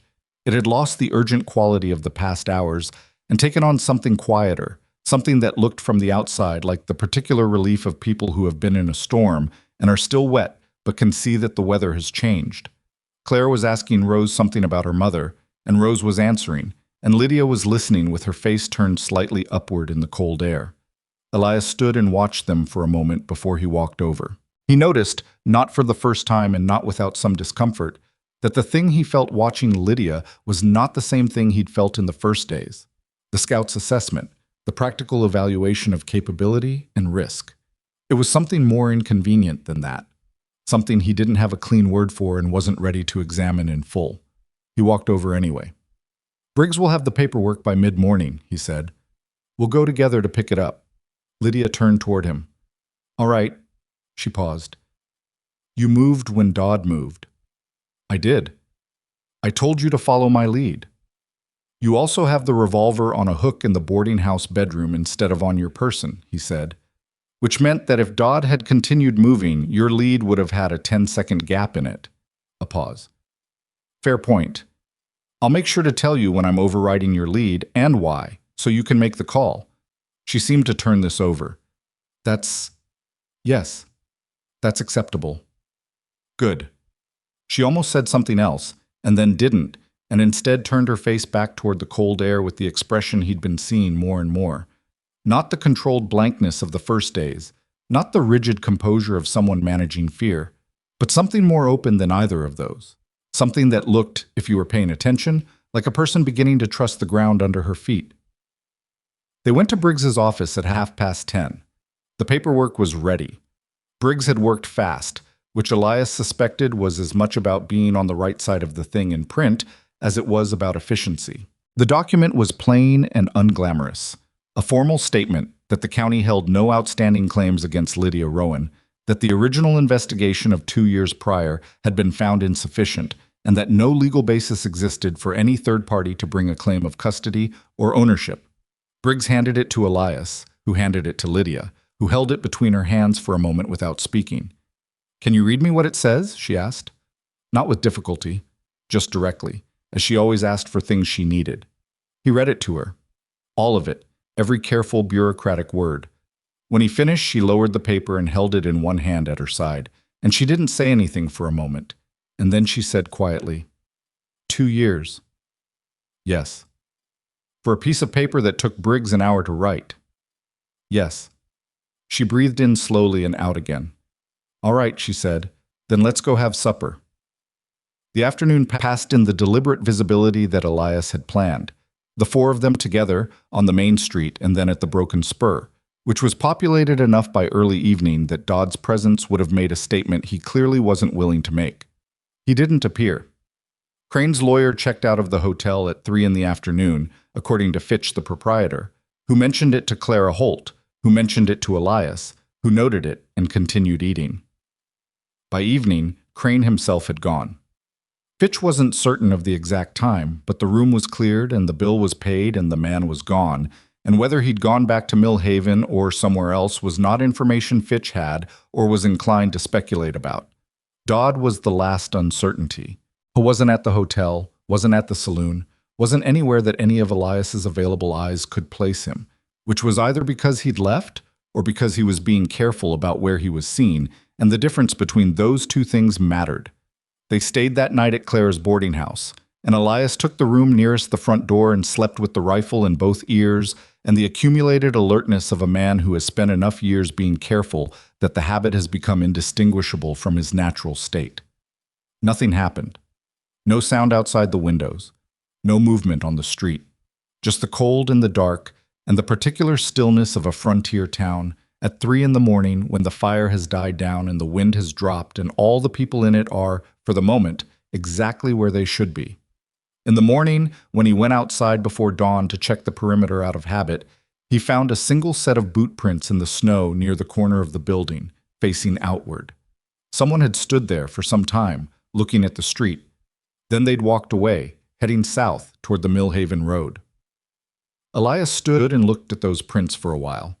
Then he went back inside and made coffee, and didn't mention it because there was nothing to do about what was already done. And the morning had other things in it that deserved more attention than the last evidence of a man who had looked at the situation and walked away. At breakfast, Rose said she was going to stay in Redstone Crossing. She said it with the slightly surprised expression of someone who has discovered a decision in herself that she wasn't expecting. Clara had offered her a position at the boarding house. Not charity, Clara was precise about that, but actual work, laundry, and kitchen work, and the kind of practical management that Clara said she could use another pair of hands for. Rose had thought about it overnight and said yes. Lydia listened to this and then reached across the table and found Rose's hand and held it for a moment. She didn't say anything. Rose seemed to understand that the gesture was the thing. Clara walked them to the horses when it was time to go. She held the wooden box with Mrs. Cassidy's letters, and she said, "I'll keep these, for the record." "Yes," Lydia said. "Keep them."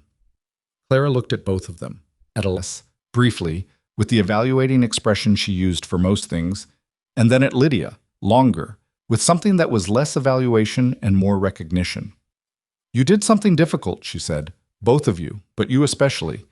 I want you to know that what you did here will stay. Not everyone in this town deserves to carry it forward properly, but enough of them do. Lydia put her hand out, and Clara shook it with both of hers, firmly, the way people who don't know each other well but recognize something important in each other sometimes do. Elias boosted Lydia up onto Fletcher and swung up behind her and picked up the reins. The morning was clear, the way it had been clear the day they'd ridden down from the mountain, and the Redstone Crossing Square was mostly empty at this hour, and the lamppost threw its inadequate yellow light over nothing in particular. "Ready?" Elias said. Lydia settled in front of him. She had the document folded inside her coat, against her chest. He couldn't see it, but he knew it was there by the way she was sitting, the particular straightness of someone carrying something that's been a long time coming. "Yes," she said. "Take me home." He put Fletcher toward the northeast road, and the mountain rose ahead of them in the cold morning air, and behind them Redstone Crossing began its day with the slow, ordinary sounds of a town that had seen something happen in its square, and would be talking about it, and disagreeing about it, and gradually incorporating it into the version of itself it told to newcomers, for a long time to come. Whether it told it correctly was not something either of them would be around to manage. But it had happened, in front of witnesses, on public ground, and whatever Wesley Crane said about it afterward, from wherever he went, would have to contend with that. The ride back up the mountain took longer than the ride down had, which was always the way of it. Descending into trouble moved faster than climbing out of it. Fletcher picked his way up the trail with the patient, ground-eating stride of a horse that knew this path, and Lydia sat in front of Elias without speaking for the first hour, which he understood was not emptiness but the opposite of it. She was full of something that needed time to settle before it could be sorted. He gave her the time. The mountain received them the way it always did, indifferently, which was its own kind of honesty. The pines closed in on either side of the trail, the air grew thinner and colder with every 100 feet of elevation, and the sounds of Redstone Crossing fell away behind them until there was nothing left of it but the occasional distant crow and the creak of leather and the rhythmic compression of hooves in snow. Halfway up, Lydia said, "My hands are cold." He reached around her and covered both her hands with one of his, briefly, and she didn't pull away, and after a moment he went back to the reins. Neither of them commented on it. Near the top, where the trail curved around the east face and the cabin came into view in the afternoon light, low and dark and exactly as they'd left it, smoke-free and still, Lydia said, "I need to ask you something." "Go ahead." "What happens now?" She said it plainly, without inflection that would tell him which direction she wanted the answer to go. "With the cabin, with this arrangement, I have the document in my coat that says no one can claim me, which means I'm not your responsibility anymore, legally." "You were never my responsibility legally," he said. "That's not what the dollar was for." "I know what the dollar was for." A pause. "I'm asking what comes next. For you and me specifically, in this specific place. Because I need to know what I'm building toward, and I can't build toward something I don't know the shape of." He was quiet for a moment, working out how to say what he wanted to say without making it into something she'd have to manage or accommodate or reassure him about. She deserved a direct answer. She was a direct person, underneath all the careful layers, and directness was what she'd respond to honestly.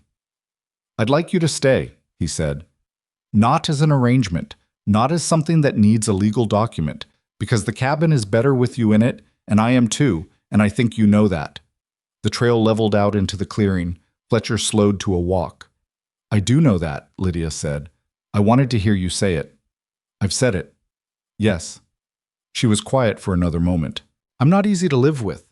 I need things explained a certain way, and I get frustrated when they're not, and I don't always say when I'm struggling because I'm not good at asking for help. And sometimes I go very quiet for long stretches, and it's not about you, but it probably looks like it is." "I know," he said. "You don't know yet. You know some of it." "Then I'll learn the rest."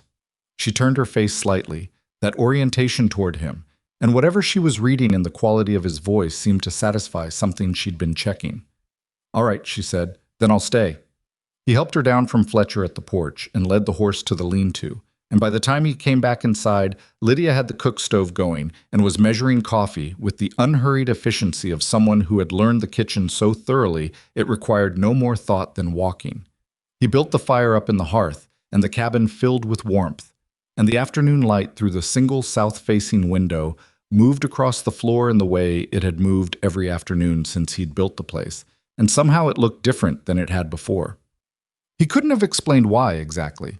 The light was the same, the floor was the same, but the way a space looks changes when you know the person in it is going to remain in it, and that was the only explanation he had for it. They didn't talk much that evening. They ate, and he read aloud from one of the 3 books he'd gone back to the general store to buy in Redstone Crossing. He'd done it quietly, without telling Lydia, and brought them back in his saddlebag, and when he set them on the table, she'd run her fingers over the spines and said, "What are they?" And he'd told her, and she'd said, "Read the middle one first." And so he did. It was a collection of essays by someone he hadn't heard of, dense and occasionally pretentious.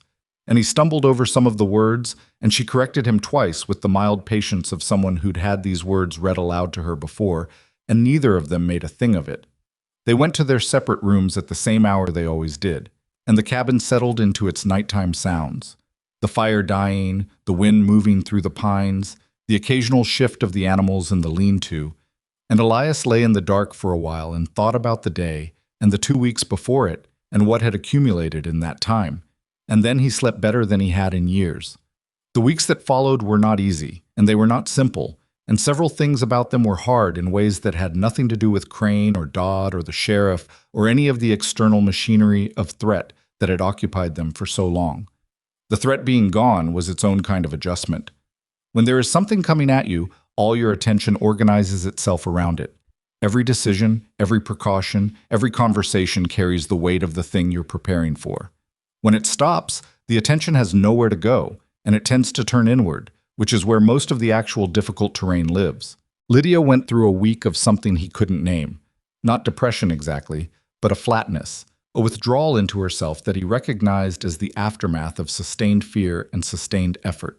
She cooked, and she walked the property, and she did the things she'd built into her days, but she was somewhere behind herself doing it, some necessary part of her absent and resting. He didn't try to fix it. He'd learned enough about her by then to know that attempts to fix the things she was privately working through were not received as help. He just stayed present in the way he knew how. In the room, doing his own work, available without pressing. He read in the evenings whether she wanted him to or not, and after 3 days of quiet, she started listening again. And after 5, she corrected his pronunciation of a word, and after 7, she was back, fully, in the way he'd come to recognize as herself. She never explained what those days had been, and he never asked. What she did, a week after they'd come back from Redstone Crossing, was sit down across from him at the table and say, "I want to talk about what I'm going to do here. Not just in the cabin, on the land." "Go ahead," he said. "You said 40 acres cleared. What are you using it for?" "Trapping. Some kitchen garden in summer, the animals." "That's not 40 acres worth of use." "No," he agreed. "It isn't." "What grew here before?" "Some wild herbs on the south slope. I've seen wild onion and what I think is yarrow. The soil on the east side is good. It drains well. I grew potatoes last summer, but not much else." She was listening with the focused attention she brought to plans, building the picture of it, laying out what she knew against what she needed to know. "I can't garden the way a sighted person gardens," she said, "but I can garden a different way. If things are planted in an order, I can learn and maintain. If the rows are marked with something I can feel, rope lines, stakes." She paused. "It would take a full spring to set up properly, but if we did it right, by summer we'd be growing enough to not be dependent on the general store for half of what we eat." "That's a significant project." "I know. I'm not asking if it's significant. I'm asking if you're willing to do it with me." He looked at her across the table. She was serious and practical, and already 3 steps ahead into the logistics of a thing she'd been clearly thinking about for some time. "Yes," he said. "Good." She put her hands flat on the table. "I also want a dog." He blinked. "A dog." "A large one. Something that will tell me when someone is at the edge of the property before they get close enough to matter." She said it without self-consciousness, which was one of the things about her that consistently surprised him. The directness with which she identified what she needed and asked for it, without performing helplessness or independence in either direction. I've been thinking about it since before we went to town. We were lucky that Rose came to us on the trail. If she'd come any other way, I wouldn't have known until she was at the door. There's a man in Millhaven who breeds working dogs, Elias said. I know him a little. In spring, when the trail is passable, I can get down there. I'd like to come. To Millhaven. Yes. A beat. I know it's where Crane is, or was. That's not why I want to come. I want to come because it's a trip, and I'd rather be on it than waiting here. He thought about Millhaven and Crane and whether that was still a live concern. He'd been turning it over at intervals since they'd come back. Crane had left Redstone Crossing with his claim in ruins and his hired man's job incomplete and a public record of what he'd done 2 years ago, now existing in a courthouse ledger. Men like Crane didn't absorb that kind of loss cleanly. They found other angles, other approaches, other ways to reassert control over situations that had refused to be controlled. But they also made calculations. And the calculation on Lydia Rowan now included a documented witness, a dead woman's testimony, a sheriff who'd publicly acknowledged investigative failure, and a man who'd demonstrated willingness to put himself between Dodd and a crowd without flinching. The calculus had changed, not permanently, not with absolute certainty, but enough that coming back at her was a significantly worse bet than it had been. We'll go to Millhaven in spring, he said, together. She nodded, satisfied, and went back to whatever she'd been doing before the conversation, which was sorting the tin canisters on the kitchen shelf into an order that made more sense to her than the one he'd used for 3 years. He watched her for a moment, the efficient movement of her hands, the way she tilted her head slightly when she was checking something by weight rather than sight, the small, unconscious sounds she made when the thing she was doing was working. He went back to his work too. Winter finished itself in the slow, reluctant way of mountain winters, not all at once, but in stages, each week slightly less brutal than the last, the cold releasing its grip on things 1 degree at a time, the light lasting a few minutes longer each day, the snow on the south slope starting to show patches of bare earth that grew daily larger. Letters came up from Redstone Crossing twice, carried by a trapper Elias knew who made the mountain run every few weeks. The first was from Clara Holt, businesslike and warm, in the specific combination Clara seemed to manage effortlessly, reporting that Rose had settled into the boarding house work with a willingness that Clara found encouraging, and that the town was talking about what had happened in the square in a way that was, on balance, more honest than not. She didn't editorialize about Crane. She simply noted that he had not returned, and that his name came up less frequently than it had the week after, which she considered a reasonable sign. The second letter was from Rose herself, written in the slightly formal hand of someone who'd been taught penmanship carefully and still used it. It was longer than Clara's and less organized, which made it more Rose. She described the boarding house and the other residents and a cat that had appeared at the kitchen door and been admitted on a provisional basis. She described a conversation she'd had with Mrs. Garfield, in which the schoolteacher had told her that she'd done a brave thing in the square and that bravery wasn't something you were born with or you weren't. It was something you practiced until it was available when you needed it.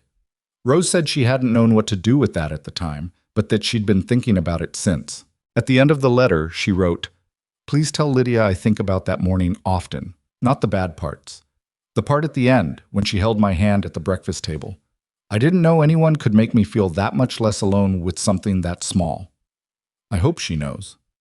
Elias read both letters aloud to Lydia at the table, including that last part, and Lydia listened with her hands around her coffee, and when he finished, she said nothing for a moment, and then she said, "Write back to her. Tell her I know." He wrote the letter himself, at Lydia's direction, because she couldn't write it, and he could, and the process of the two of them composing it together, him with the pen, her with the words, both of them editing each other's instincts toward it, felt like something that deserved to be noticed, though he didn't say so. Spring came in the 3rd week of March, tentative and cold but present, and with it came the project. They spent 2 weeks planning the garden before they broke a single piece of ground, laying it out first in conversation, then in practice, with Lydia walking the dimensions and Elias driving stakes and stringing rope until she could walk every row without hesitation, until the system was as legible to her hands and feet as the cabin itself.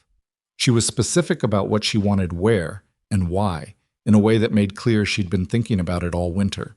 The root vegetables along the east wall where the soil drained best, the herbs on the south slope where they'd have full light, the kitchen staples, beans, squash, potato, in the long rows running north to south so the morning light hit them evenly. He did what she told him to do, mostly. Occasionally, he offered a structural objection, the kind based on knowing this specific soil and this specific elevation and the timing of the last frost. And she listened to those and incorporated them without making a thing of it in either direction. They didn't always agree, and the times they disagreed had the particular friction of two people who are both competent and know it, and working that friction out produced results that were better than either of them would have come to alone, which neither of them pointed out directly, but both understood. The dog came in April. The man in Mill Haven was named Gruber, and he bred large, heavy-coated mountain dogs of a mixed and unofficial ancestry that produced animals suited more to rough country than to any refined standard. He had a female, 2 years old, that he'd been keeping back from his usual sales because she had what he called a listening problem. She was less interested in commands than in her own assessment of situations, which he found frustrating, and which Elias, upon meeting her, found immediately understandable and not necessarily a problem depending on what you needed her for. Lydia had come with him, as promised. Millhaven was 40 miles from the cabin, and the day was long and cold, and the town was nothing much. Bigger than Redstone Crossing, with more commerce and more noise, but not by enough to be meaningfully different. They didn't see Crane, and Elias hadn't expected to. Men like Crane didn't linger in places where they'd lost. Gruber's farm was east of town, and the dog was in a pen with 2 others when they arrived, and she separated herself from the others when Lydia approached the pen fence, not dramatically, but with purpose, coming to the fence and sitting and regarding Lydia with the calm, evaluating attention of an animal that was making its own assessment of the situation. Lydia reached through the fence, and the dog sniffed her hand for a long moment, and then pressed her head into Lydia's palm with a deliberateness that was not quite trained behavior and not quite accident. "What's her name?" Lydia asked. "I call her Seven," Gruber said. "She was the 7th of the litter." Lydia considered this.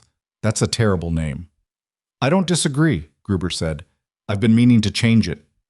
"I'll take her," Lydia said, "and I'll name her myself." She named her May, for reasons she didn't explain, and May rode back up the mountain in the wagon with her head across Lydia's lap and her eyes half closed, and by the time they reached the cabin she had already, in the particular way of certain dogs, decided that Lydia was hers and arranged her behavior accordingly. May turned out to be exactly what Lydia had needed and more than either of them had expected. She was not easily excitable, which was valuable, right? She didn't bark at wind or small animals or the ordinary sounds of the mountain. But when something was wrong, or when someone was coming, she communicated it with a specificity that Lydia learned to read within a week. The quality of the low sound May made, the direction she faced, the degree of her alertness. She added a layer to Lydia's perception of the property that had been missing, and the effect on Lydia was visible in a way that Elias found quietly profound. Something in her shoulders that had never fully released in all the months she'd been here finally did. The last residue of a vigilance she'd been maintaining without fully knowing she was maintaining it. It was in May, on a warm afternoon, when the garden was showing its first green, and May was asleep on the porch in a patch of sunlight, that Elias said what he'd been building toward for months without quite knowing how to put it in front of her. They were sitting on the porch. Lydia was doing something with a length of rope. She'd been teaching herself knots the same way she taught herself everything, methodically and without asking for help until she knew what help she needed. He was sharpening a knife, the slow, rhythmic sound of steel on stone the only sound besides the birds and the creek at the bottom of the slope. He set the knife down. "Lydia." "Yes." He didn't have a practiced speech. He'd thought about one and discarded it because anything practiced would sound like something he'd prepared, and she'd hear the preparation in it and wonder what he was covering with the polish. "I want to marry you," he said. "I'm not offering you comfort or security or any of the things people usually put in that sentence, because I don't know how to make guarantees about things I don't control, and you'd know I was lying if I tried. What I can offer you is that I'm going to be here, that I'll tell you when I'm overriding your judgment and why, that I'll read to you and learn the rest of your knots and not pretend the loose board in the floor was never there." He paused. and that I think you're the most capable person I've encountered in 40 years of encountering people, and I would like to keep encountering you for the rest of whatever time there is." The rope went still in her hand. The creek ran at the bottom of the slope. May's ear flicked at something and relaxed again. "That's not very romantic," Lydia said. "No," he agreed. "It isn't. Most proposals have flowers, or at least a better-sounding reason. I can get flowers. The South Slope has some. I don't need flowers." She set the rope down in her lap. "I've been thinking about this," she said. "Not assuming, just thinking about what I'd say if you asked." She turned her face toward him, and the afternoon light was in her hair, and she looked like exactly who she was. Not softened or made beautiful by the light in the way of stories where everything resolves into an image, but present and real and entirely herself, which was better than an image. "Yes," she said, "but I have conditions. Tell me." "You finished the porch properly. It's been a structural suggestion for 3 years and it's embarrassing. Done. You teach me to use the rifle, not just the revolver, the rifle. Done. And you stop deciding what I should and shouldn't know about things that affect my safety, the way you did with the tracks in the snow." He was quiet for a moment. "That one I can promise to try. I can't promise to always get it right. Trying is enough," she said. "That's all I'm asking, that you try." She found his hand on the armrest of the chair and covered it with hers, briefly, the way she did things, without preamble, without the extended gesture of it, just directly. "Yes, Elias, I'll marry you." May lifted her head at the change in the quality of the silence, regarded them both for a moment with the philosophical expression of a dog who has seen many things and reserves judgment on all of them, and then put her head back down. They were married in June. The logistics of it were as unglamorous as you'd expect for a mountain cabin and two people with few connections to ceremony. Webb rode up from Redstone Crossing with a justice of the peace named Cutler, who had the kind of face that suggested he'd seen everything and been surprised by very little. And Clara Holt came up with Rose, who cried and was embarrassed about it and said she wasn't. And Mrs. Garfield sent a letter because the trail was too long for her knees. But the letter was, in the compressed way of the woman herself, genuinely warm. The ceremony was outside because the cabin was too small for 6 people and a large dog in any sense of occasion. The South Slope was flowering, not dramatically, not the kind of flowering that looks like a set piece from a distance, but the kind that happens because the season has simply arrived and the plants are doing what they do, small and real and scattered across the hillside with no regard for aesthetics. Lydia wore a dress that Clara had brought, dark blue, which Elias described to her when she asked, and which she said seemed appropriate. He wore the same coat he'd worn to every significant event in his adult life, which Rose pointed out had seen better decades and which Elias agreed with and didn't apologize for. Cutler read the necessary words with the measured pace of a man who understood that the words were a vessel, not the thing itself. When it was done, Webb shook Elias's hand with the firm grip of a man expressing approval without being sentimental about it, and Clara hugged Lydia with the brief, real warmth of a woman who doesn't hug people she doesn't mean it with. And Rose stood with May's head under her hand and looked at Lydia with an expression that contained, if you were reading it correctly, something of what it looks like when a person who has done a harmful thing finally sees the full reach of the correction it required. After the guests had come down the mountain and the light was going golden on the slope, Elias and Lydia sat on the porch together, which he had finished, properly, 2 weeks prior, and which was now a real porch, and not a suggestion of one. And the evening came in with the smell of the warm earth and the sound of the creek, and May asleep at their feet. "What do you hear?" he asked her. He'd taken to asking her this sometimes, not to understand her blindness, but to understand what she heard that he didn't, because she heard things he missed. She was quiet for a moment, listening. "The creek. A bird I don't know the name of, east of us, same one that's been there all week. The pines in the light wind. They sound different in May than in January." A pause. "You're breathing." She turned her face toward him. "You breathe differently when you're not worried?" "How?" "Slower. More of it." She leaned her head slightly toward his shoulder. Not all the way, not dramatically, just the inclination of it. "You haven't been worried much lately." "No," he said. "I haven't." She leaned the rest of the way. They sat like that while the light changed and the evening deepened, and neither of them felt the need to fill it with anything, which was one of the things about what they had that he'd learned to recognize as valuable: the ability to be in a silence together without the silence becoming something to manage. He'd been alone in this cabin for 3 years before she came, and the silences had been one kind of thing, and since she'd been here they were a completely different kind of thing, and the difference was not something he could have accurately described before he experienced it. The summer grew, and the garden grew with it, better than either of them had expected for a first year. Not abundantly, not without setbacks. A week of unexpected cold in July that took half the beans and left them reassessing and replanting a portion of the east row, but substantially. Enough that by August, the shelves in the kitchen were holding things they'd grown themselves, and the ratio of what they needed from the general store had shifted meaningfully. Lydia moved through the garden with the ease of a person in a space she's built to her own specifications, which was what it was. She knew where every row was and what was in it and what it needed at what stage, and she maintained it with the organized, unhurried competence she brought to everything she'd decided to master. He helped when she wanted help, and learned when he didn't know something, which happened more often than he'd expected. He taught her the rifle, as promised, over 3 weeks of afternoons.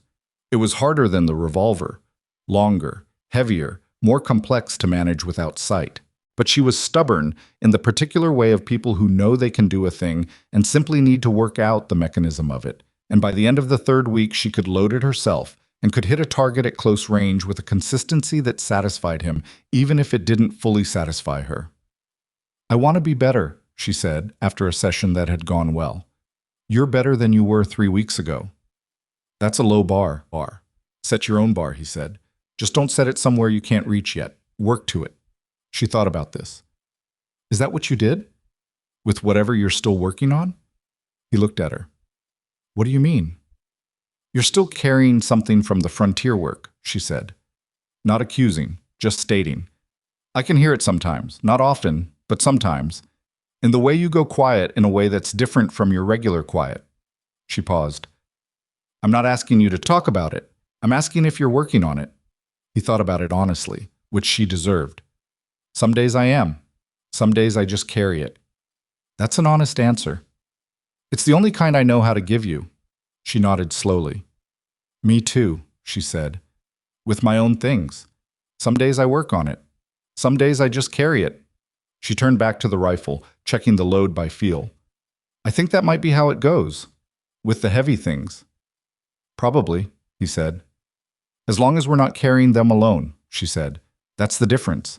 That's the only part that actually matters." He didn't say anything to that because she was right, and she knew she was right, and adding words to it would have been like adding paint to something that was already the right color. The autumn that followed was the most ordinary one he'd had in years, which was not a word he'd ever associated with goodness before, but had recalibrated somewhat in its meaning. Ordinary meant the same work in different weather, the garden coming in for winter, the traps going back out, the wood stacked higher and more carefully than before, because now there were 2 people who needed it through January. Ordinary meant May getting older in the easy, comfortable way of dogs that are well kept and know it. Ordinary meant evenings by the fire with the reading and the quiet, and occasionally an argument about something practical that resolved into a solution and left them both slightly irritated and slightly better off. Ordinary meant letters from Clara and Rose every few weeks, carrying the news of Redstone Crossing in Clara's efficient prose and Rose's sprawling personal one. Wesley Crane had not returned. His name came up less and less, and when it came up now, it came up in the past tense, which was where it belonged.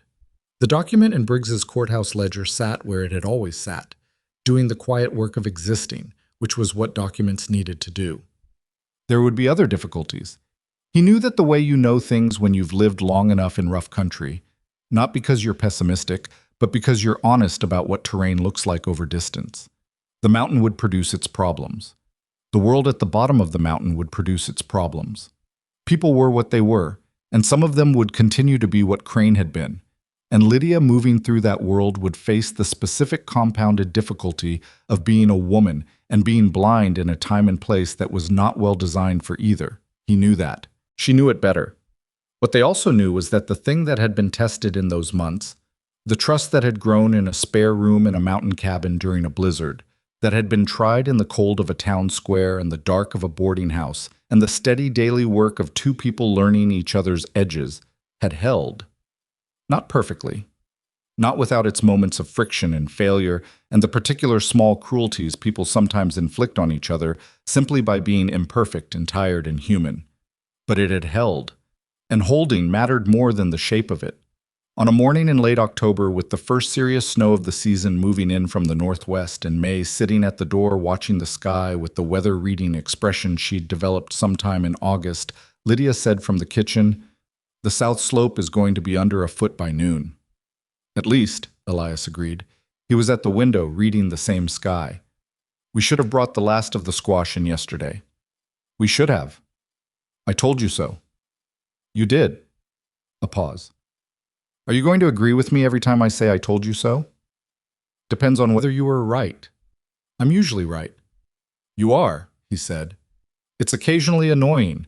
She made the sound that had started as almost a smile and had, over months, become a real one. Not performed, not the muscle memory of an expression she used to know, but the actual thing, the way her face moved when something reached her. He'd learned to recognize it by the particular quality of her attention when it happened, the slight change in her breathing. "Get your coat," she said. "We need to get the squash." He got his coat. They went out into the early cold together, into the first light snow that was just beginning to find them, and May followed at their heels, and the mountain rose above them and surrounded them, impartial and enormous and indifferent to whether they were happy or struggling or somewhere in between, which was the thing about the mountain that he had come to find genuinely comforting. It did not require anything from them except that they be honest about what the terrain was. They were honest about it. They were, between the two of them, getting better at it all the time. The snow came down soft and steady, covering the garden in its winter patience, covering the trail and the tree line and the boulder at the first bend where Rose had sat that cold morning with her hands twisted together and her heavy coat and her 2 years of silence finally reaching its end. It covered the porch where they'd been married and the lean-to where the animals were already settled in their winter arrangement, and the small cleared path between the two that they'd walked so many times. It had worn itself into the ground. It covered all of it, the way it covered everything up here, without distinction or preference, making the whole mountain one clean surface, and underneath that surface, alive and dormant and waiting for spring, everything they'd planted.